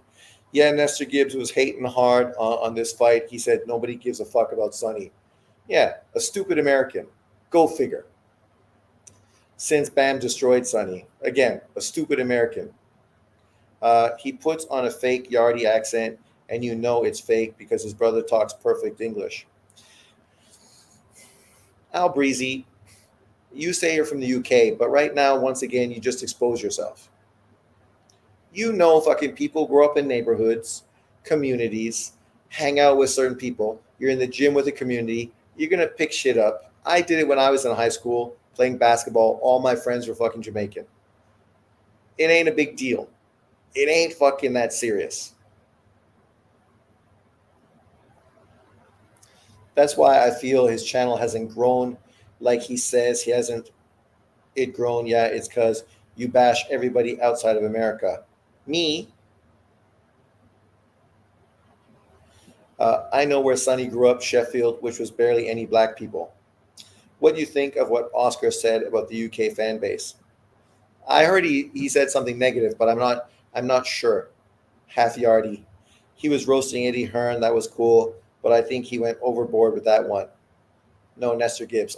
Well, Nestor's channel is huge, so he's making a living off of it. So he's obviously doing pretty well. Um, I don't really ever care what fucking Oscar De La Hoya has to say. At the beginning of this video today, I said I'm not here to perpetuate narratives and drama. I don't care. I'm not going to make videos every day about Ryan Garcia, Devin Haney, and Teofimo Lopez. I'm not going to go on and say he said, she said. I don't care what fucking Oscar says because he's a biased promoter who is pushing his own fucking best narrative. Obviously, he's anti Eddie Hearn because that's the competition. But Eddie's the same. They're all the same. I don't care. I didn't even listen. You should have a call-in show. Your show will grow faster. The arguments will ensure that it's funny stuff, though. Well, that's true. That's why people love it, just for the back and forth. That's literally why Knockout Boxing has aligned himself with the LDBC, so that he can be on the Tank Davis side and they can be on the Devin Haney side, and they can go back and forth and utilize this argument to grow their channels, just like they did. Not so much so. I mean, I think they learned with the whole Errol Spence, Bud Crawford situation. Sonny will be growing dreadlocks soon, Breezy. Yeah, nice. I don't know if Sonny had good dreadlocks. His hair looks too thin. I wanted some serious dreads when I fucking was in high school. Man, that shit would have fucking been wicked. Knockout Boxing was capping hard on Just Do Boxing for Tank versus Roach. TBV audiences is 90% black Americans. They don't pay for pay-per-view fights.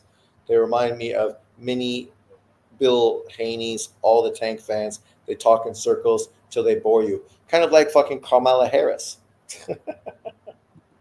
But I'm excited about this fight. Obviously, this is for the WBC interim title.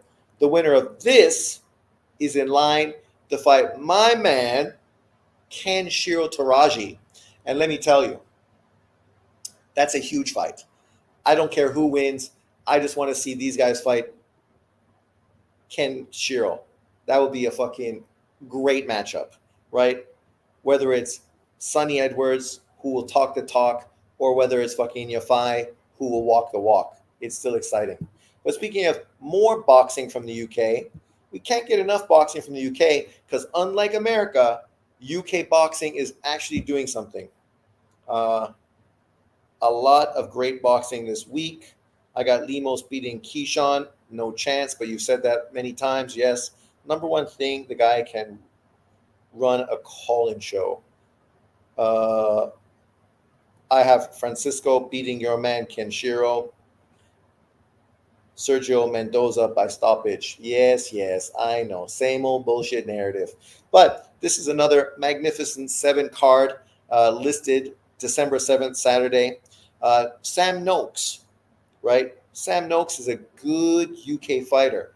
Obviously, really starting to get a lot of attention. So I'm super excited to see him. I also like Adelaide, strong punching fighter.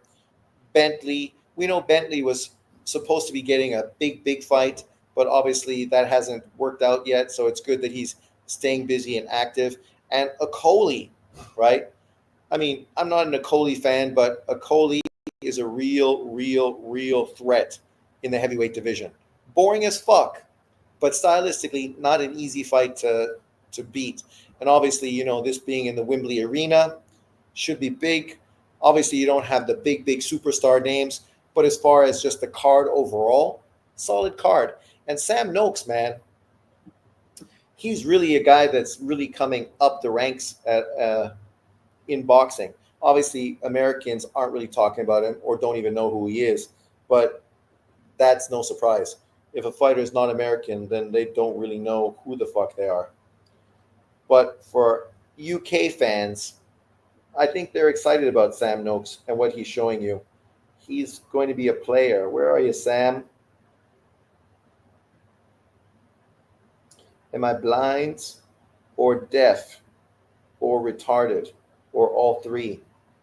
Could be all three. Let's just be honest.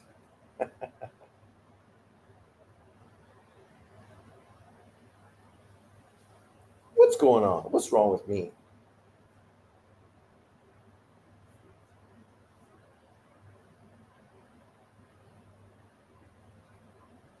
Trying to find him on BoxRec. Can't be that hard. Not Oaks. Noakes. Don't be fucking changing my words when I write. I hate when they do that spell check shit. Just write what I fucking write. That's it. That's it. I don't need you to correct my fucking writing. There you go. Sam Noakes. He may be exposed as just a, domestic level UK fighter. You never know. But the reality is he's looking good now.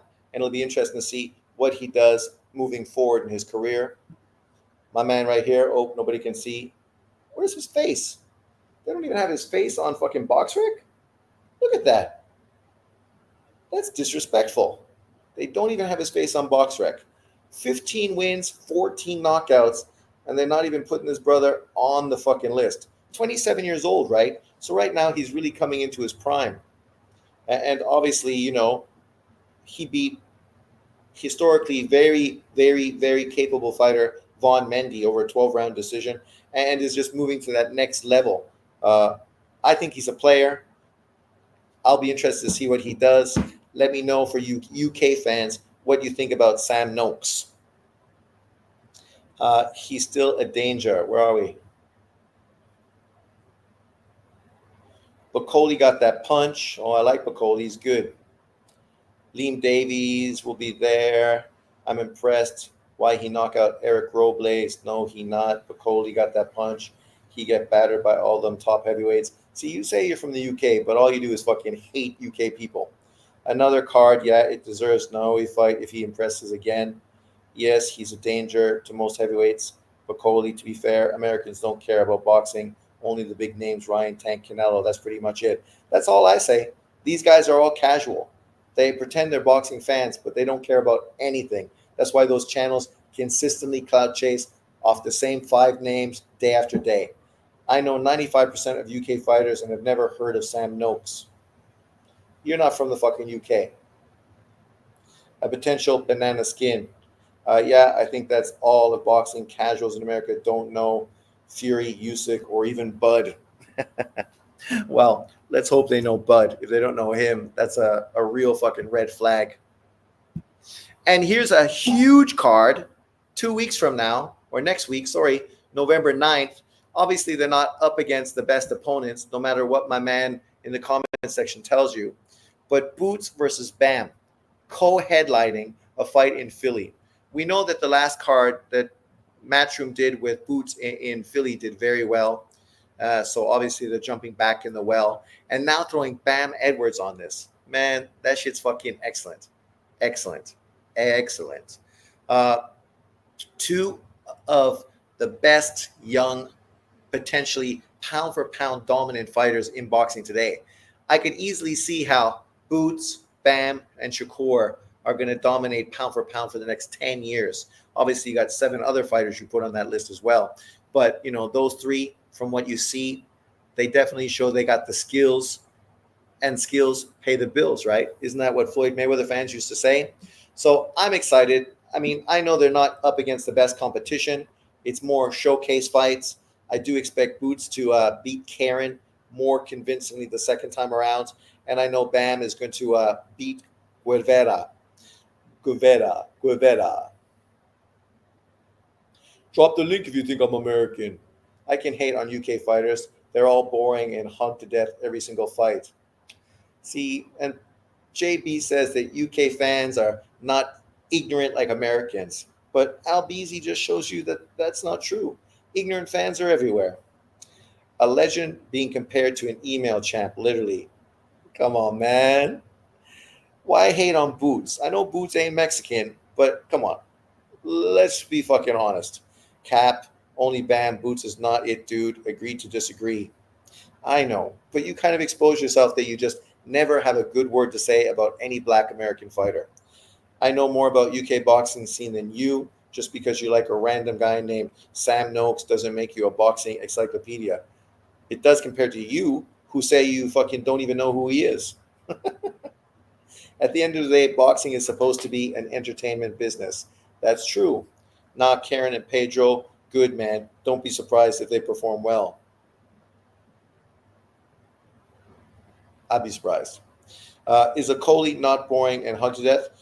You're talking about one fighter. Yeah, I said a Coley is boring and not a fun fighter to watch. But he's a dangerous opponent for anybody in heavyweight. He's got power, he's long, and he's the guy that's defense first. It's not easy to look good against the first defense first type of fighters. Example, Boots fighting Karen, right? It's hard to look good against those guys. But Coley is that kind of fighter, but he also got power that if you make a mistake, he can capitalize on it, right? And he's a big guy, long as well. So, yeah, he's boring. I never said I was a Coley fan, but respecting a fighter has nothing to do with whether I fucking fanboy for him or not. To be fair, it's hard to watch those fights. They can only be considered elite. Moses Atame is the next British heavyweight champion. Yeah, but now you're just capping off of what every single person is saying in boxing. Everybody fucking respects Moses and thinks he's going to be the next great British heavyweight. So you're not telling me anything fucking everyone else isn't saying. Even I say that on my channel. So, where's the breaking news? Where's the inside scoop on UK boxing from a guy that knows more than me? Tell me about that guy I don't know. Give me some information that I don't already know and I haven't already spoke about on my channel. Moses is good. He wasn't born in England, though. Well, AJ wasn't born in England either. Wasn't he born in Nigeria? I mean, come on. The best heavyweight in boxing history, Lennox Lewis, also wasn't born in Canada, but he's Canadian.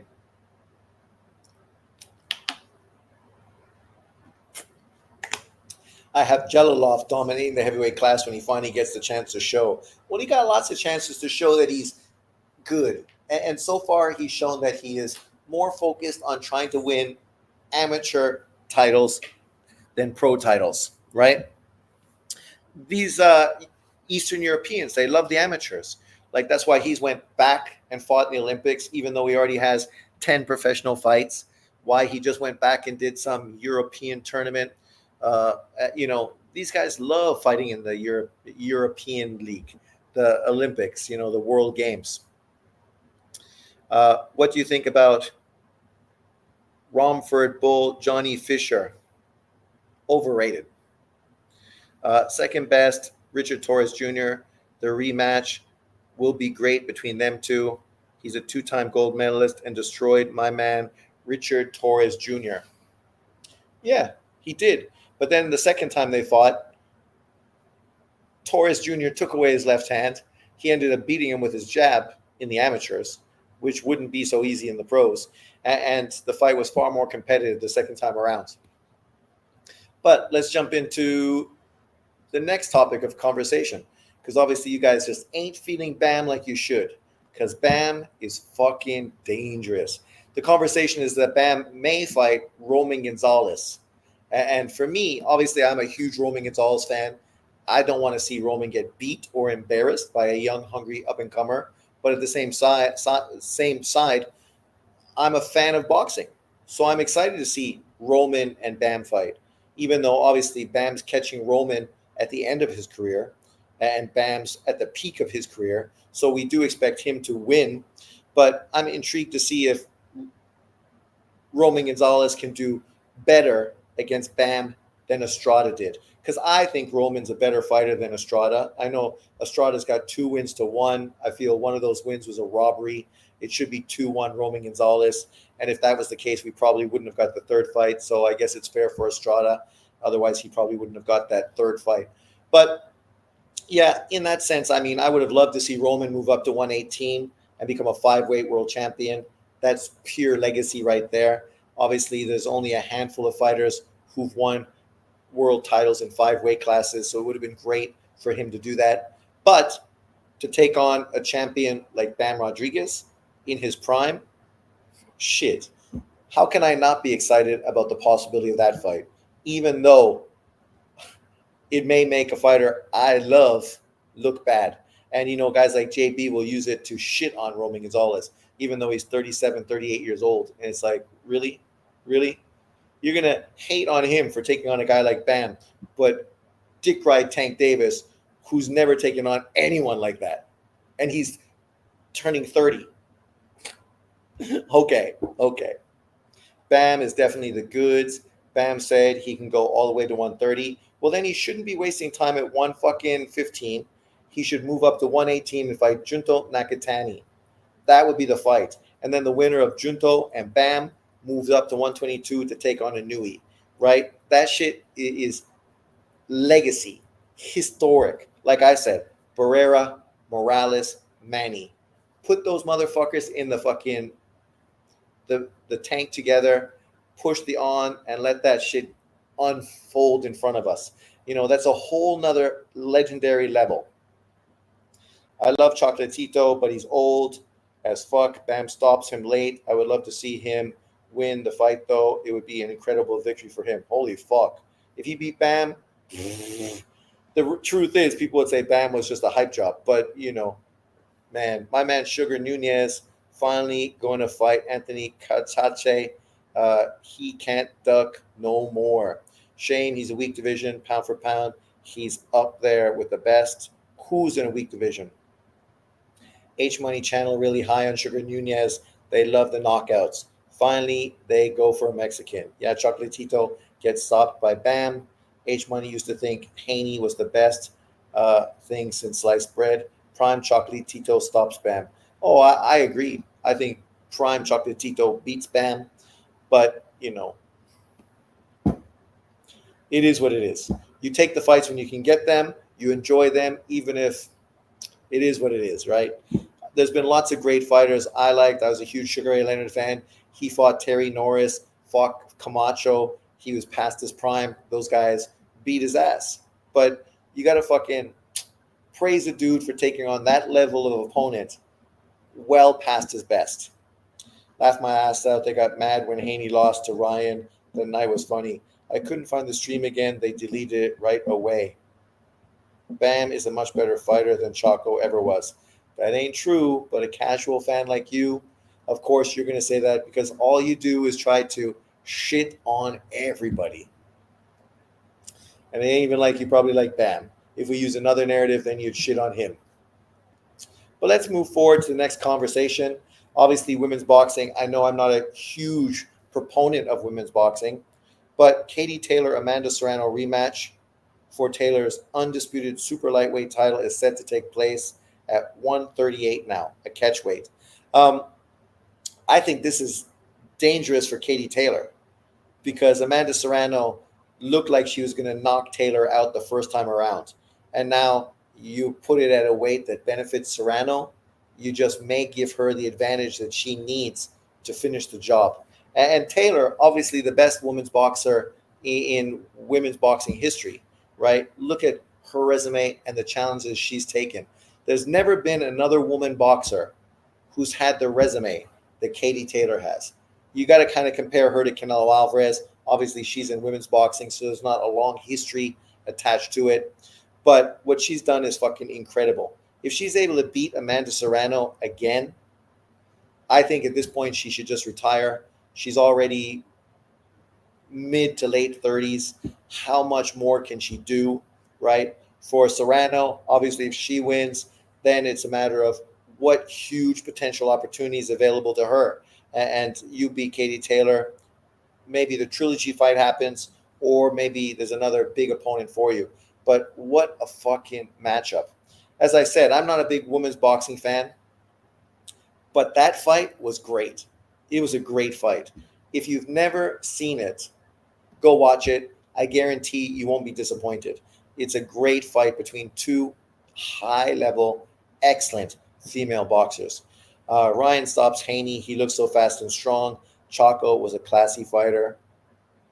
He's old school, like Duran and Tony, right? Yet people nowadays don't want to give him his just due. You go look at his dominance early on in his division until he went to 115. He was destroying everybody, kind of like Lomachenko was until he went to 135, right? 115 was just not his division. It was too big. The fighters became bigger and it was more problematic. Like when Loma went to 135, they could still beat mostly everybody, but the fights became far more competitive, far more close, right? Uh, you think at a time, no, he beat Chocolatito at 115. Well, when they were supposed to fight, I think it would have been a great fight. Obviously, the problem was that Chocolatito's trainer died, and that's when he ended up getting knocked out by Rungvisai during that camp, the switch over, and obviously mentally that did play into him.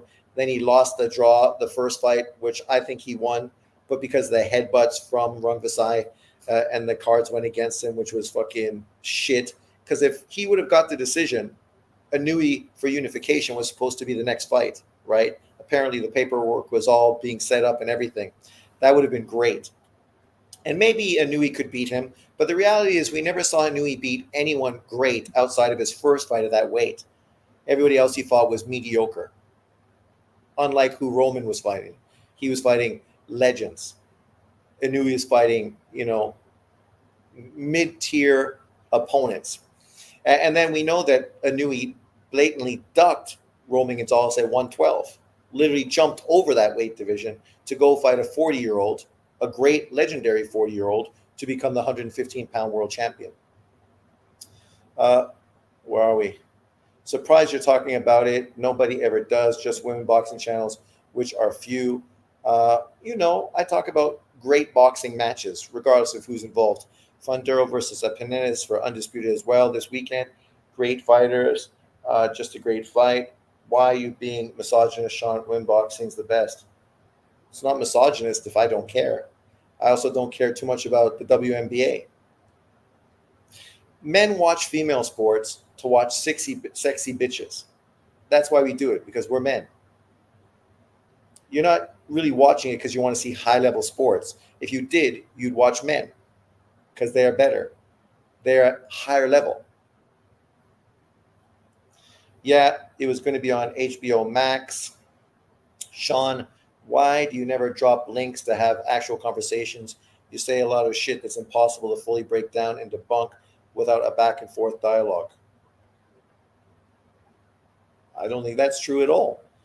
I think everything I say is factual and easy to fucking follow, and you could see things that basically allude to what I'm saying.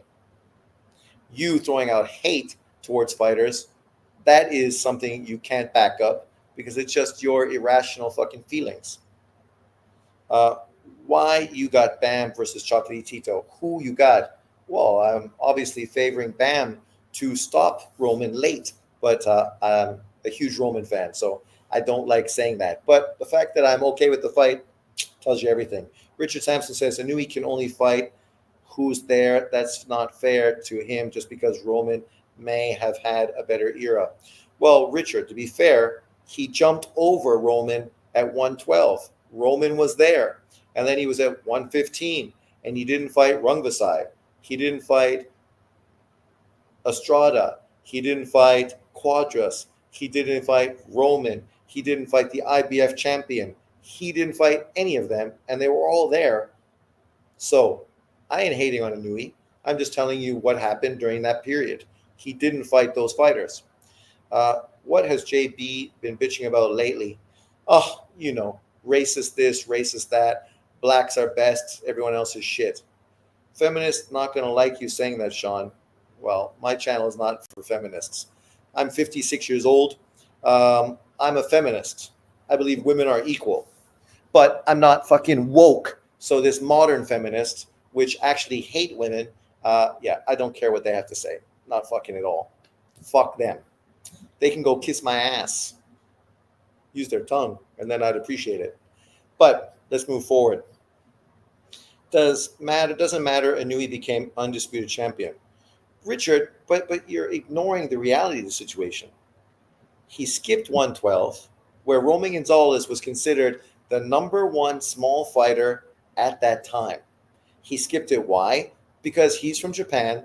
Roman Gonzalez trained, promoted, fought in Japan. They knew who he was. So they avoided him because he was too dangerous for an up and coming young fighter. And then they moved on to take on a 40-year-old fighter at 115. They beat him in fucking dominant fashion. This is the same guy that went 12 rounds with Donaire, and Inui fucking destroyed him. See, that's funny when Rigo fan Al Beasy talks about that matchup, but then you talk about Omar Navarez, who literally went 12 rounds, made fucking Donaire look bad. Inui fucking curb stomped that dude. Curb stomped him, right? But then he went on to not fight anybody for an extended period of time at 115. Yes, what he did at 118 and 122 is historic. But what he did at 112 and 115 is questionable. But that's okay because not everybody fucking is perfect throughout their career. Actually, nobody is. Nobody. JB looks like he needs a workout. I didn't say or think you are hating on Nui. I didn't say you did. I'm just putting it there. So if Nui is young and up and coming, why should he fight Roman then? Because you fighting the best small fighter in boxing would make you the best small fighter in boxing and would be the start of a fucking unbelievable legacy where right now we would not be having this conversation that Bud Crawford is number one ranked above Inui. Because if he would have beat Roman Gonzalez at 112 pounds and then went on to do everything else he did and possibly more at 115 on top of 118 and 122, there would be no fucking conversation. He would be the most dominant boxer in the sport today. Easily. Without question. Omar is a legend, but John Boxing says he's a nobody because he's a fucking idiot that doesn't know anything about boxing. This is the same Navarez that went up to 118 to take on a pound for pound dominant fighter in Donaire, and fucking everyone thought Donaire was going to destroy him. Donaire beat him, but he struggled with a smaller fighter, a shorter fighter, with no power. Tough Argentinian just had to fight is Inui risking his O. No, he risked his O a long time ago and still is to this day. Tank versus Kid Austin or Gary Russell Jr. are better fights. Still, none of them are pound for pound. You better not duck me, son. What's up, Andre? Sean Newton Promotions. If Scamala get it in, will America need Snake Pilchkin to come out of retirement? Grievous, what are you talking about? Bringing fucking Snake into this. Nobody even knows that reference. Well, Inui is a pound for pound conversation. It is what it is. Now he is. Yes. Because of what he did at 118 and 122. Not because of what he did at 112 and 115. Who wins John Boxing or Sean Boxing in a match? What? A debate match? Arm wrestling? I think I could take John in arm wrestling. But fighting? Come on. John outweighs me by 30 pounds, maybe more, and he's way younger. I'll get gassed after fucking 30 seconds. Not as bad as my dad as far as my cardio, but you know, I could be in better shape. What's up, bro? What's up, Andre? My list is Usyk, Naomi, Better BF, Canelo, and Bud. Yeah, I know, because you notice there's no black fighter in the top four. You don't want to put a black fighter where he belongs, which is definitely top three, above Canelo and Better BF. Boxing match. I'd pay to watch JB versus Sean pay-per-view. That'd be a short fight. Dang, at least you're honest. So you have Jake Paul knocking out Mike. I think the fight goes to distance because that's how everybody makes money. 112, 115 is irrelevant. Irrelevant. Richard, you're just looking like a Nui fanboy when you say divisions are irrelevant. You were a champion for 5 years and you never fucking fought for unification. If I'm going to criticize Tank Davis for not fighting unification, I got to criticize fucking Nui for ducking 112 and then never trying to unify at 115.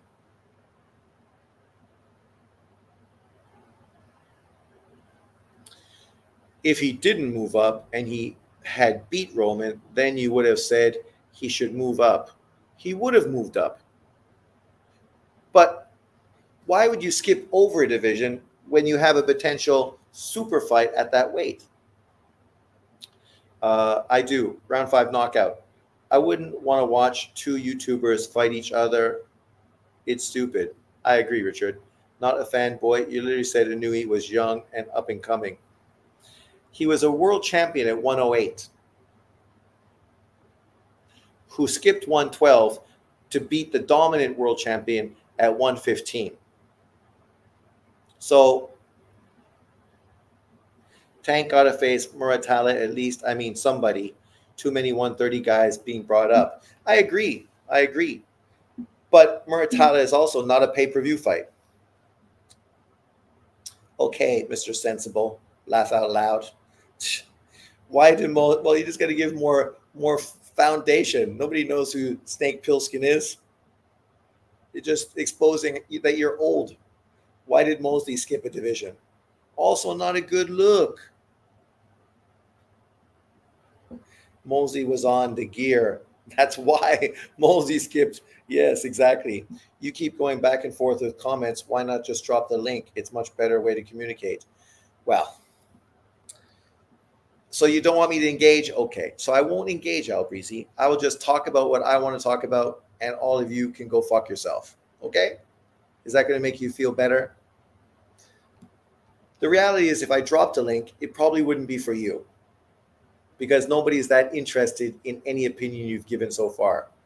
Richard Sampson, we might pull him on and let him debate the sensibilities of a Nui, but you, no. I have gear on making Austin look bad this weekend. Man, Austin's knocking that boy out. Austin, to me, the real deal. He can beat Tank. He's like the modern day Sean Porter. He's good, but he ain't going to beat the elite fighters. He's going to get beat by elite fighters, but obviously do well against mid-tier guys. But here's something that Richard should like. Obviously, this is big because MJ Akhmedov is finally getting back in the ring, and it's fucking about time. On a good card, Monte Carlo Showdown. This reminds me of the good old days when Golovkin would fight in America and then go fight in Monte Carlo to stay busy. Obviously, Jack Cully, good fighter, hard puncher. Clark, good UK Olympian. I don't know who the girls are, so we'll let Mexican fan tell us about them because he's obviously up on that far more. And then, of course, MJ Akhmedov. See, this is the thing. If you're going to be clout chasing and fanboying and acting like you deserve an Inui fight, then fucking do something. Like, the reality is the last time you fought, not the last, but you ended up losing. Inui beat the guy that beat you to become undisputed. And since then, you've done very little. I think you've had one fight since then, and now you're fighting this guy, Espinoza. I don't even know if I know who Espinoza is. Let's take a check because it might just be a low-level opponent that no one gives a shit about. But at least you're fighting, right? And headlining a DAZN card in Monte Carlo. So that's good. At least you're doing what you should do. As a fighter, you should fucking fight.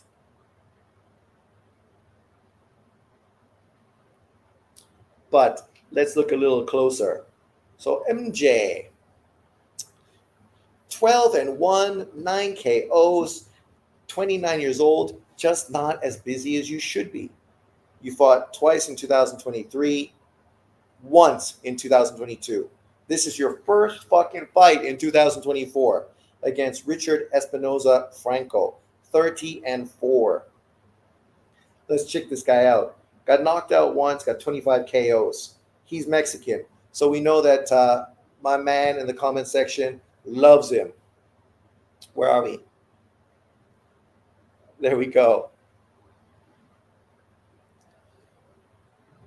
What cherry pick is Canelo looking at now? Sorry, we're not talking about Canelo. Nah, he's a challenge. He'll be challenged. Nah, Sean, this kid is good. I go for Espinoza, but he has no chance versus MJ. Ferrer's a gold medalist. That's good. She should get the Taylor Serrano fight next. She can beat them. You must earn your shot at Inui. TJ and Goodman did what to earn a shot? Goodman literally beat TJ Dehoney and then beat the boogeyman at 122 in Risa Lim. But I know, Mule, you don't really know anything about boxing, so that goes over your head. Uh, Again, Grievous is also stupid. Dehoney was literally a fucking world champion at the weight class. Not Espinoza, not that good. He's just get their rounds. MJ was much more deserving. Title shot should be earned, not given. Breezy. I have no problem with MJ getting a title shot, but you're the B side. It doesn't mean Inui's going to pick you. And who knows if you're even interested in going to fucking Japan. From the way they were setting that up, Inui would have had to go to the UK to fight him on the undercard of AJ Dubois. Why does Inui need to travel to go fight MJ? See, that's what you guys fucking failed to, give all the truth to. Lost to Roman, not yet bummed. 122's garbage division. Go to 126 already. Yeah, we don't need to listen to any more comments from you. That goes for all fighters. I'll go for him. He ain't winning. Women boxing is horrendous to watch. Not the Katie Taylor Serrano fight. No, everything I say is because that's what other people said. If you don't agree with it, that's fine. But I said it because that's what people were saying. When they tried to use this fighter to downplay MJ, to downplay Fulton, and to downplay Inui. Risa Lim was the boogeyman. But you don't really watch the sport, so I don't expect you to fucking know. Mule doesn't see anyone that can beat Inui at 122 anymore. That's why he wants him to move up. Yeah, exactly. He wants him to be exposed in his fifth weight division. MJ is like a midi Madronov, really good. Surprised he lost to Palace. Yeah, he was coming off of an injury and a long layoff, so that's why he needed to be more active, get back in the ring, do his thing. Yeah, exactly. So why did Dehoney get a shot then? He was 6-4 in his last 6 fights. He got name recognition in Japan. His last 4 fights all happened in Japan, and Sam Goodman put off the unification fight, so they needed a replacement opponent to stay busy. Inui doesn't deserve to stay busy. See, that's the problem with dudes like you. You will fucking cap for some fighters to get mediocre opponents, but Inui doesn't deserve to stay busy. He's got to fight killer after killer after killer after killer. Come on.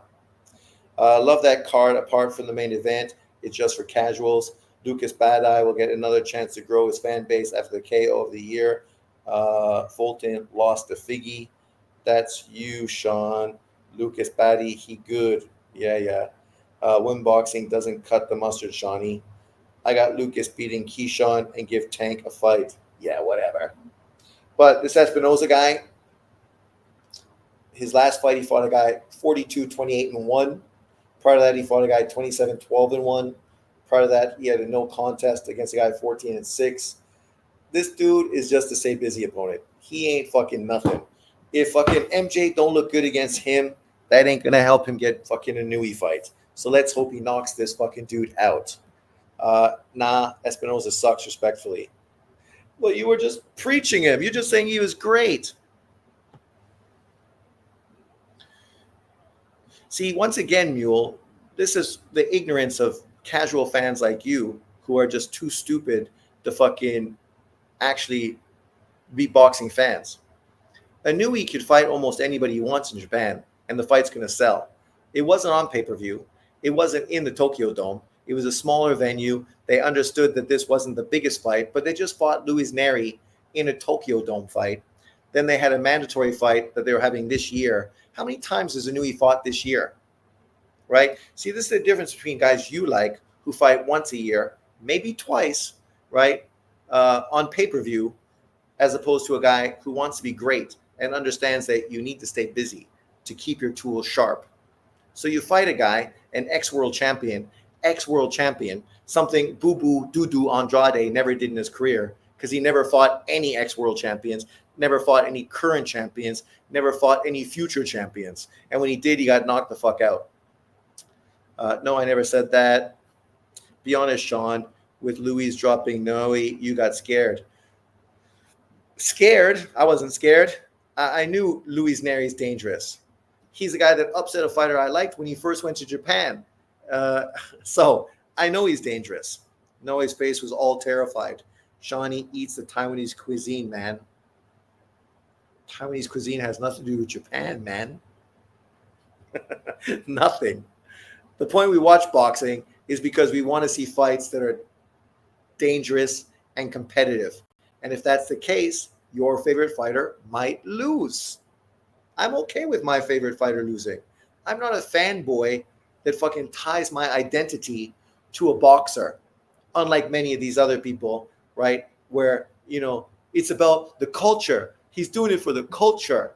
You don't hear me saying that about fucking boxers, because I don't need them to be representing my culture. Other than Luis Neri, nobody has really challenged him. Well, that's not true. Donaire did the first time. Dave Picasso, my fighter, but he's not ready. He ain't ready for shit, that dude. Closest one that can beat Inui at 122 is MJ. Closest one to 122 that can beat Inui is fucking Junto Nakatani. That's the one. That's why we're pushing for that one, because that's the real one. So, where's this Picasso dude? Fucking Alan Picasso Romario. 16 KOs, 30 wins, 1 draw, 24 years old. Dude already got fucking 31 fights and he's 24. That's the thing with these Mexicans, right? They're busy. Yet Denor said it was in his prime, he would have knocked out Inui with that left hook. Yeah, he ain't ready for that. The difference is, in his prime, Inui would have fought differently against him, right? That's what people like that don't understand. Inui respected him and didn't want to fucking humiliate a guy he respected and idolized. And he got sloppy and got caught. Against Prime and Donaire, he wouldn't have done that. I took Zoo losing for people to finally get the message. Eastern European fighters are dangerous. And there's a whole new wave of Uzbekistani fighters coming to the sport from the Olympics. All gold. Hollow Ninjas preaching fact. 5 gold medal winning Uzbekistani fighters from 7 divisions in the Olympics. It was almost a fucking clean sweep. Never in boxing history has that shit happened. Everybody's dangerous when you're fighting the best and no cherry pick guys. That's true. Look at this. See, now you know Mule's a fucking troll. Pulling up Junto from 118 is okay, but Tant pulling up Leo from 126, who is more proving, gets no credit. Actually, fanboy, the fix was in for Tank to do a pay-per-view. So he left the weight division, vacating the title, and then they allowed Leo to move up in weight to fight a bum who he looked shit against. But because it was a pay-per-view they wanted, they still then had Tank go down to knock his ass out. Junto's not fighting a guy. Inui's not fighting a guy looking shit coming off of shit performances. Junto has dominated and destroyed everybody that he's fucking stepped up to face. Right? This is a guy who physically is bigger, taller, longer than fucking Inui, and not a guy that everyone knows is past his best and has already taken losses and not looked great in previous fights. Mule, are you the beach Damon Wester? Probably is Damon Wester. I remember the fight Halloween on COVID. Yeah, Leo never had a chance. He's too small frame compared to Tank. And no fucking power. There's a clear difference between a guy who's a knockout puncher and Leo, who's never been a knockout puncher and was now trying to fight at 130, his 4th division in boxing. The guy had no power at 126. Couldn't fucking crack an egg. But he's going to beat Tank Davis at 130? They did it because they wanted to make Tank Davis a pay-per-view star, and they needed that Mexican fucking money. You know it, I know it. Frampton, another one that openly ducked Rico.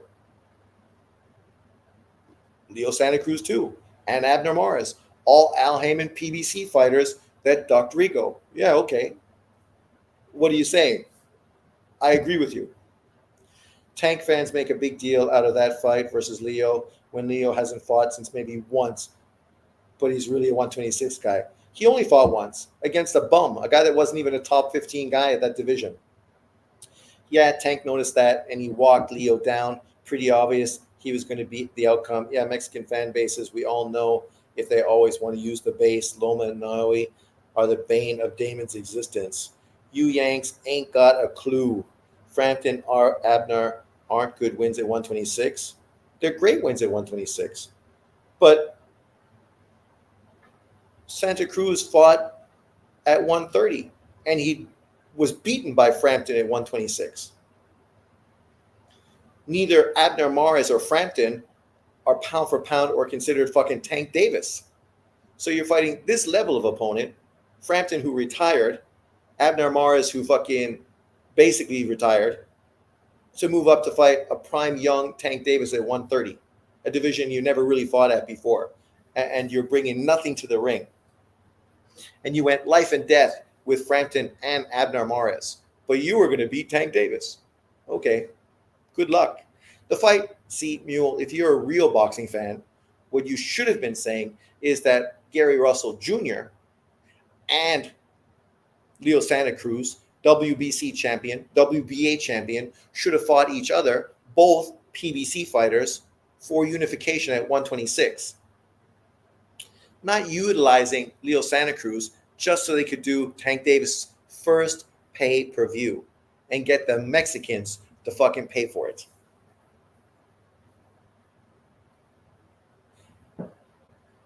Guy fights domestic level bums. He fights nobody. He knocked out fucking the guy that beat Rico. But he fights nobody. He was ducked by fucking Tanaka and Ioka at 115 pounds. He was blatantly ducked by Bam Rodriguez. But yeah, he fights nobody.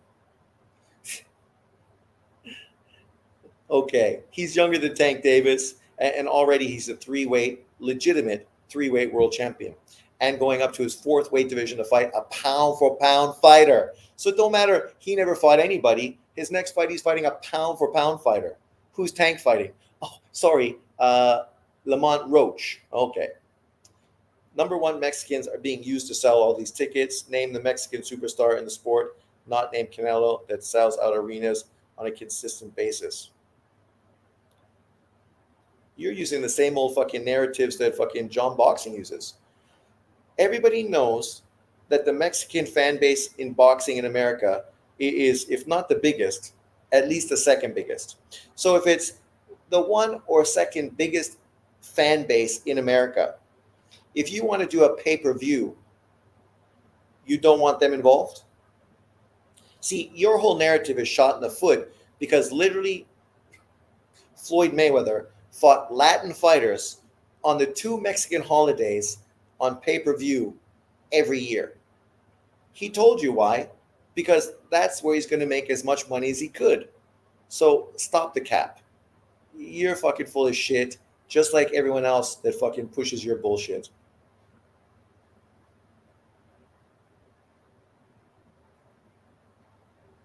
Breezy is known thing overpay. For example, Shakur $3 million is boring, and the stack is cards with Mexicans like Navarrete and some others to bring up the ticket. That's true. PBC does the same.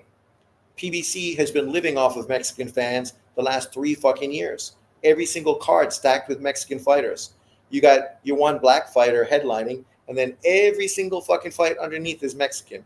Why? So you bring that Mexican money to the pay-per-view.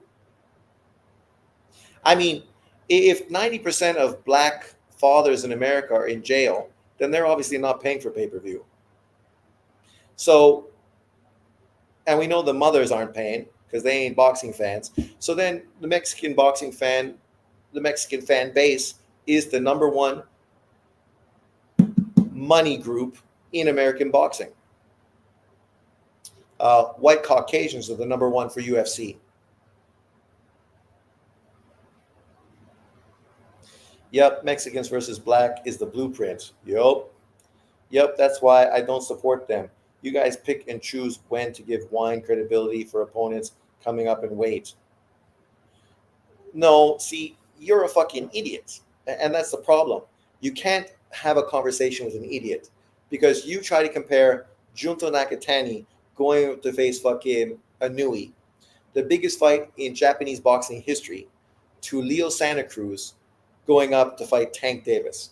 A fight nobody fucking wanted except Tank Davis fans. Because everybody else wanted fucking Leo Santa Cruz to fight Gary Russell for unification. It's kind of like when PBC did the same thing with Mikey Garcia, elevating him from 135 pounds to 147 to fight Errol Spence. Why? So Errol Spence could get his first pay-per-view and they could utilize the Mexican fan base to pay for it. Even though the fight everybody wanted was Lomachenko versus Mikey Garcia for undisputed at 135, and Terrence Crawford versus Errol Spence at 147 for unification. But you guys fucking are so full of shit, such fanboys, such narrative pushers, that you act like this isn't true. What I said is 100% fucking factual. What you say is bullshit. Dang, Sean, can you get any more personal? Now wonder guys come at you. Hey, come at me. Bring it, bitches. Clapback Thursday, gonna be funny. Laugh out loud, Mule Wester. Like, dudes are just fucking deluded, man. But let's speak about more British boxing. You notice we're focusing more on British boxing than American because American boxing is almost irrelevant. Outside of social media callouts and fucking memes and trolling, American boxers are doing nothing. And that's not me. I'm just pointing out the truth.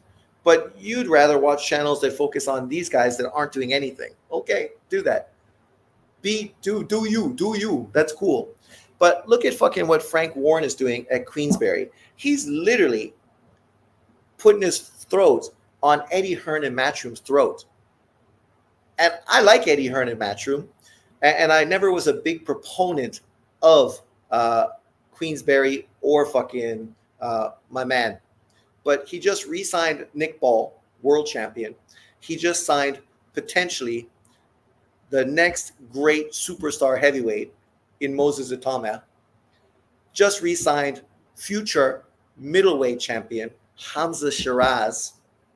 And then, of course, just re-signed 3 good fighters, obviously 3 UK fighters, Liam Davis, Anthony Kakache, who's probably going to get beat by Nunez, and Sam Noakes, who's an up-and-comer, right? So you got 4 up-and-comers, 2, guys that obviously sell in the UK. So you want to have them because when you do events in their hometowns, you're going to get paid, right? And that's another thing Americans don't understand. The fan support in the UK is different from America, right? You get a fighter that's from Liverpool fighting in Liverpool, that fight's going to do great. Kind of like what they're doing now in the US with Boots fighting in Philly. If you got a built-in fan base, you push it, you market it, you exploit it as much as you can because that shit makes sense.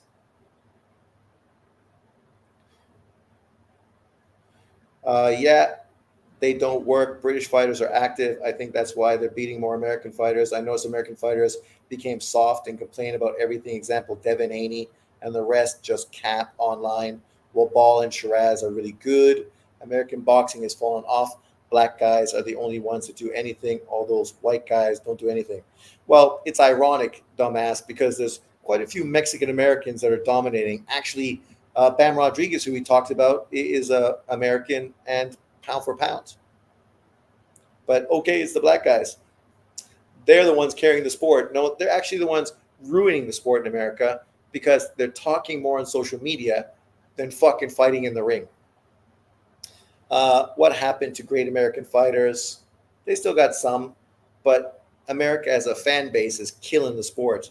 Liam Davies, not going to lie, is really good. only he has a chance versus Naoya Nui. Really? Get lost. Knocking out Robles did like he did. That was an uppercut, was impressive, world class stuff. Nah, Mexican Americans are ruling clown. Mexican Americans are fucking killing it. Like the irony is, this guy's going to use David Benavidez to shit on Canelo, but David Benavidez is a fucking Mexican American. Bam Rodriguez is a Mexican American. Rayo just fucking beat Cruz. He's Mexican American. I mean, Mexican Americans consistently are doing a great job in boxing in America. Not to say black Americans aren't. There's tons of great black Americans, but the problem is a lot of these fighters just aren't fighting, are more comfortable on social media than they are in the ring. And because of that, you never fucking really build up your brand, right? Which is why right now, outside of Tank Davis and Bud Crawford, what black American fighter do you really have as must-see TV? Bud fights once a year, but when he fights, it's must-see TV. Tank, he's fighting good opponents, but not great opponents, but it's still must-see TV. But outside of them, who else is there? Abdullah Mason, he's a prospect. He's fighting people you don't even know. It's not must-see TV because literally there's not one fight anybody even knows who the opponent is. Talking about a prospect as must-see TV is delusional. I like Keyshawn, but even Keyshawn is not must-see TV. He's pushing it. He's trying to be there, but he's not there yet. Ryan, Bam, Benavidez will never be real Americans. Yeah, because they got nobody. That's what H Money did, and now they're going for Cubans like Alicius to beat David. See, when you resort to Cubans to represent Black America, you know fucking Black America just ain't fucking doing what they should do. Oscar is Mexican, but he don't look at him as American. Oscar is fucking American. What are you talking about? Oscar De La Hoya is a gold medal fucking Olympian for the U.S., proving they really never went for David against Canelo. They just want anybody if Mexican descent to lose. That's true. That's what I always say. Oscar looks more Mediterranean, not native blood. Who cares? If you're a Mexican, you should support Oscar because he did great for your people. If you're Mexican American, you should represent Oscar because he fucking was one of the best Mexican American fighters in history. Yeah, they say Alicius is black like them, and I'm like, dude, he speaks Spanish and feels more comfortable with Mexican culture. Well, you can be black and speak Mexican, right? Or sorry, speak Spanish. Mexican is a country. It's not a race. Spanish is a language that people all around the world speak, just like English and Chinese and others. So, it's like when they say Jews are a race. What race are Jews? They're Middle Eastern. They're not a race. They're a religion, but they're not a race. I mean, I traveled with fucking people from Iran and people from Israel. You wouldn't know who was who. They look exactly the fucking same. And they're actually hanging out with each other, even though politically they're enemies, right? So, I mean, come on. Let's just keep this fucking political bullshit out of there. We just dropped and say it proudly, and that bothers people like H Money and Knockout. Are you even real Mexican? Coward. You talking to me? I'm not Mexican. I'm definitely not Mexican. I'm Caucasian. But Mule, are you really fucking human? Because you sound like a fucking troll AI robot that's just fucking all over the internet. But okay, keep it up.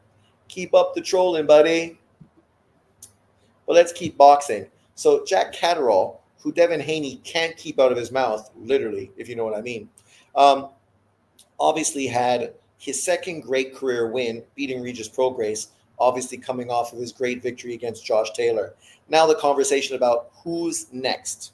I noticed the one person not on this list is Liam Paro, who obviously is coming off of a historical great win to become a champion at the IBF. You also have Rayo, Devin, who's no longer a champion. The champion at that weight class is also not listed, and that's Puello.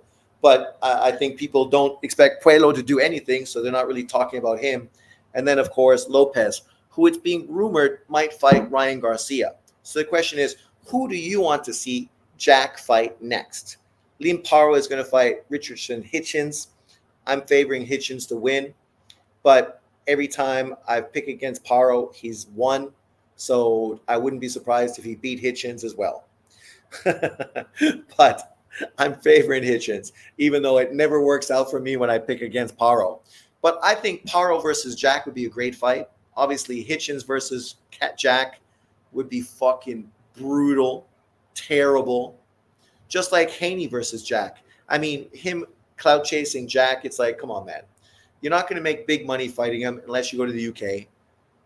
And it's a boring stylistic matchup.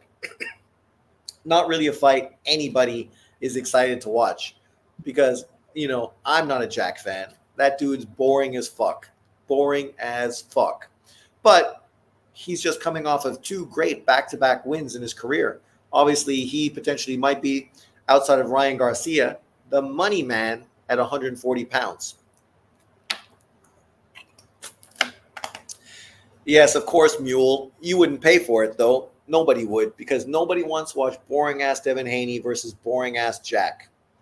Paro stops Hitchens. Now, Cap, he wasn't boring, Sean. Not that fight. He dropped Regis. The fight was boring as fuck. The dude don't want to engage. Come on, man. Boring. Fucking, I ain't a fucking supporter of him. Never will be, no matter what you say. Haney would sell in the UK, contrary to what you believe, Sean. I didn't say the fight wouldn't sell. I said it'd be boring. If he goes to the UK and fights Jack, yeah, it will sell.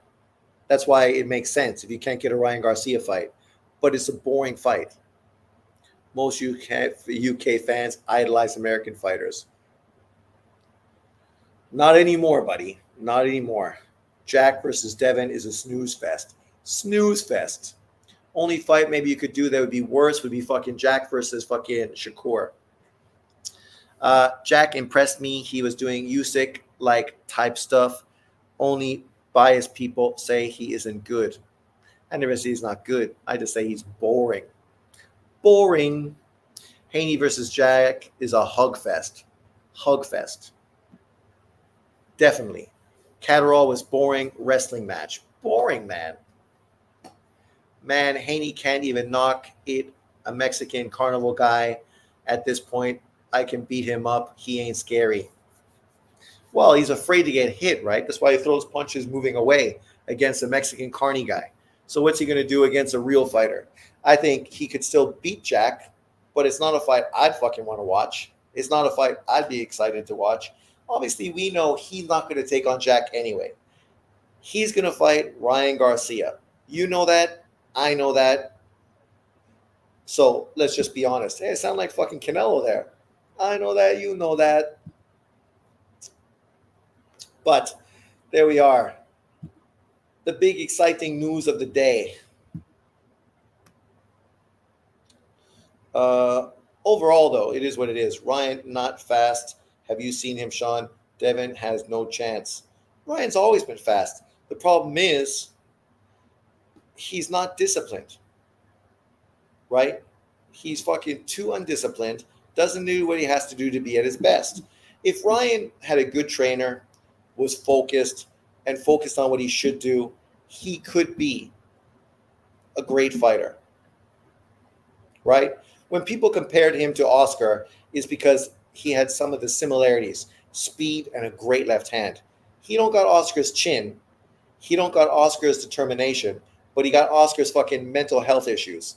And that's not a good thing to fucking ride on. Ryo is way more disciplined. I got Ryo over him. I think Devin can win a rematch with the correct game plan. Yeah, I had Devin winning the first fight. So I definitely think he can win the rematch. The problem is mentally right now, he's broken.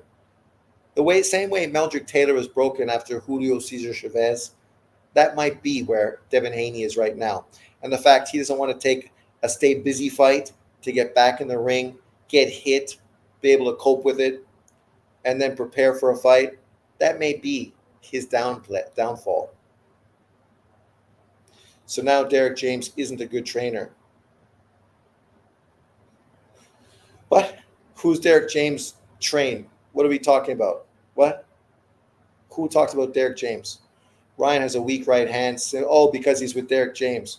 Well, no. Then Derek James is a shit fucking trainer because Ryan Garcia looked like garbage. His chin's still up in the air, he had no defense, and he wasn't in good shape. So yeah, Derek James, based on Ryan Garcia, is fucking crap. Ryan has a weak right hand simply because he hasn't been trained to throw it properly. The correct game plan. What did the black man do to you? He hyper focused in the left hand. Nobody brought up black. That's you. I never even mentioned Derek James. Yeah, it looks bad. His daddy, Bill Haney, always talking for him. That's so weird. It's like his mom always coming out defending Haney on the internet. I think if Ryan and Haney rematch, it will be at 147. Really, a lot of people said he looked good versus Duarte.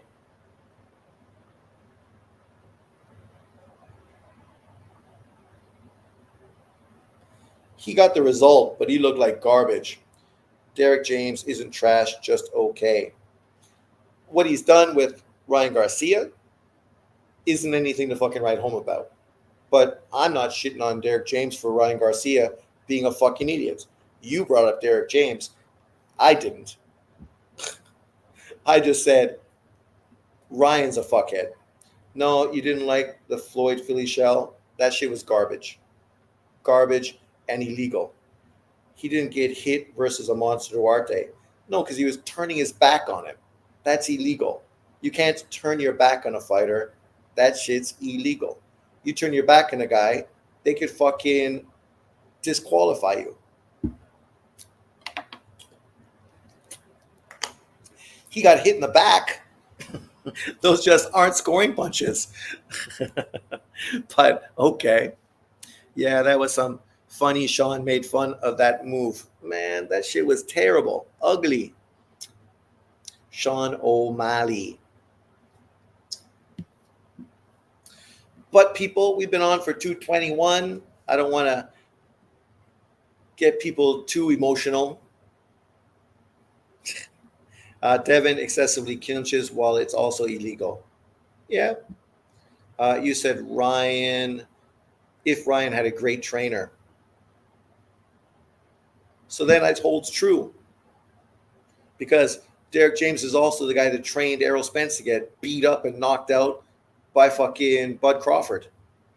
So he's also the fighter that did not make AJ look good against fucking Usyk. So I guess my point stands. Even though you made it a race thing, I didn't even mention Derek James. But thank you.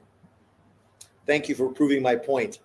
Ryan looked better versus Eddie Reynoso. To be fair, Haney hasn't excessively clinched since the first Kambosos fight. Left because he wanted to party more. Who left because he wanted to party more? Oh, yeah, Ryan left him so he could party more. Derek James didn't go up against Usyk. Whatever. Whatever Derek James trained fucking AJ, I can't say he looked good. Meldrick had more heart than Haney. He did come back and win a world title at 147, only to then get beat again. Who did he beat to win a world title at 147? I saw the fight versus Kambosos. He should have stopped Kambosos, but he looked so scared. Devin really has no key. You are cap. Mule, you are stupid. I'm out of here for tonight. Okay, bye. Kick rocks. Hope we don't see you again. Have you seen that viral clip of where Haney compilations of punches were and they make pillow fist noises? Man, Haney gets clowned online. Well, Haney brings that shit on himself. He says too much stupid shit, right? That just makes him look like a fucking punk and a poser. And then literally his dad is all over trying to put out the fires. And that shit's cringe as well. Cringe. Like, just shut the fuck up, man. Get in the ring. Post pictures of you training and you know, videos of you fucking hitting the bags and doing shit. And then organize a fucking bounce back fight. And stop making it seem as if, Matchroom and Eddie Hearn are fucking you over because they don't want to pay you $5 million to fight Sandor Martin. No, nobody does. Nobody does. But you're a self promoter. So promote your own fucking fight. Build it up, do it in fucking the States. You can promote it yourself. He said he ruined Regis. Exactly. You say stupid stuff like that, but yet Regis looked pretty good in his fight versus Jack. Better than he looked versus Devin Haney, right? Coming off of a poor performance prior to Devin Haney. It's not like Regis was coming off of a great performance when Devin Haney jumped on him. He wasn't. So if he's shot and should retire, he's the same fucking shot retired fighter that Devin Haney beat. Haney's are just money obsessed. That's true. That was funny when Caesar from Spanish Cuban channel went on the Boxing Voice and clowned Nestor Gibbs and Haney losing, and he got so mad and kicked Caesar out of the panel. I just don't understand how Ness can be like Ellie Setback. Like, what a bad look it is for dudes like Knockout Boxing, Ness, to really come across as Ellie Setback. Because that's what you're doing. The whole LDBC. Like, you're capping for one fighter. You're tying your channel to one guy, dick riding that guy, whether he's throwing you money or whatever the situation is, whether it's your love for the fighter, whether you like taking the ass for that by that fighter. I don't know. You know, your personal life is your personal life. But it's a bad fucking look. Right? It makes Knockout Boxing look like a clown because we saw all the shit he said about Spence. Now, in hindsight, clown, right? And now we see what he's doing with Tank Davis. If he loses to fucking somebody, he's going to look like a clown again. This is like the LDBC when they fucking capped for Wilder. He got beat by fucking Fury. Knocked out twice. And Fury ain't a knockout puncher. Clowns. And now they're riding Devin Haney like somehow he's the next Floyd Mayweather. Nobody that watches boxing thinks that Devin Haney is the next Floyd Mayweather. Nobody ever saw fucking that out of him. Right? Shakur maybe. Devin, no. Not at all. And then he gets battered and beaten by fucking a social media guy in Ryan Garcia. Clowns. Right? Punch drunk. Fucking dick riding Teofimo Lopez like crazy. Clown. Like, you look like a clown when you fucking tie yourself to fucking fighters so drastically. When you're so blind and all you do is push this pro content to nausea. It's ridiculous. Crazy. Haney at 135 telling his opponents, you're too small, because he knew he blew up 25 pounds after weigh-in. Yeah. Aaron Davis. Did I say Aaron Davis? You think Tank fans will close their channels like Spence when he loses? Yes. Canelo possible opponents are thin unless he fights at 175. Thin? Then Billy, Pacheco, Bud Crawford, Charlo, Plant rematch, William Skull in Japan. That's 6. All at 168. And then Morel, Benavidez, Bivol, Beterbiev. 10. That's more than most people. Ryan just clowning them, too funny. Kind of like you with Gigi, Loma, Pacquiao, AJ. The list goes on. I never tied my channel to any one of those fighters. I didn't put out content day in and day out over any one of those fighters. I picked fucking fighters to beat Golovkin, to beat Loma, to beat Pacquiao. And I said that Daniel Dubois very likely could knock out Anthony Joshua. See, that's being a real boxing fan. Even though I'm a fan of those fighters and I support them and I defend them, I don't tie my fucking channel to them. I don't come out with content every single day dick riding them. And when we are in fights that are tough, I give the opponents the possibility of beating them. And I'm open to the fact that my fighter is not undestructible or fucking unbeatable. That's a clear difference. But of course, I thought you were leaving. Go fuck off, right? You said you're leaving, so go kick rocks. Why are you still here, fanboy? Who you think Canelo fights next? As I said at the beginning of this video, I don't know, because you can't believe anything you hear. So we got to just wait and see how it unfolds. Freddie Freeman was the MVP, a Canadian like you, Sean. Is Freddie Freeman Canadian? Wow, nice one. Go Freeman. Freeman was dominant, even though he's coming off of an injury and they thought he might not be able to play. And he told his doctor, fuck that, I'm playing. Well, Mule, if you got a dog, I take back everything I said about you. You can't be that bad. And you should definitely take your dog for a walk. She needs it. So, Tai Jen, sorry I was belligerent. People that have dogs can't be that bad. You tied your channel to the LDBC. No, I didn't. I make tons of videos that have nothing to do with the LDBC. I barely even talk about the LDBC anymore because they're irrelevant. Irrelevant. Does the LDBC really hate you? Oh, yes, they do. Canelo and Skull in Japan for two-time undisputed. Yeah, but I don't like that two-time undisputed. He's not two-time. He's undisputed. The William Skull fight was the IBF being fuckery. You being two-time undisputed in the same division because you got stripped by a belt. It seems like you're trying to manicure something to try to seem like he did something more than he did. He didn't. Freddie Freeman was born in the U.S., California. Yeah, I thought he was Canadian. Breezy is your biggest fanboy, Sean. Shawnee is the original founder of the LDBC. That's a fact. Sorry, I'm not the original founder of the LDBC.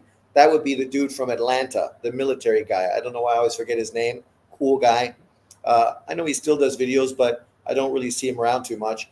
But him and a few people created the LDBC as a debate platform. And then, of course, 78 stole it to create a non-YTBC platform where people who only want to talk about boxing can go. And you had all kinds of people, but eventually every non-black person was kicked out, and it became basically the black version of the Ku Klux Klan on the YTBC. And that all started after a guy pulled a gun on me on social media on YouTube. And that's when that whole thing unfolded. Mule got a wrench at the BFTB. Oh, really? Oh, yeah. So maybe I take that comment back. Maybe he fights his dogs. And if you fight your dogs, then you're a total fucking asshole. And I got no respect for you. His parents are Canadian. Okay. Same as Benavidez being considered a two-time WBC champion at 168 because he lost his belt. He has Canadian citizenship. The channel members like me. This channel member likes me. Really, wow. Freddie Freeman's parents were both born in Canada. His dad was raised in the U.S. at 12 years. Mom was Canadian, never got U.S. citizenship, and even lived in the U.S. for 20 years. Oh, okay. Yeah. He ain't Canadian, but he's Canadian. Canadian by exception, you know. It's like I'm not English, but my mother is from England. I'm Canadian. It's like all the Italians I went to school with that said, I'm not Canadian, I'm Italian. And it's like they're born in the same fucking hospital as me. No, you're fucking Canadian. Your parents are Italian. You're Canadian, so shut the fuck up. And stop supporting fucking Montreal. You're from Toronto, you dummy. But thanks everyone for jumping in. I will see you next time. Obviously, I'm going to be going live this weekend as well. And I'm probably going to be doing more content today as I'm sitting home in my non-rainy, non-windy typhoon holiday. So peace out later. I'm going to go grab a coffee. Peace.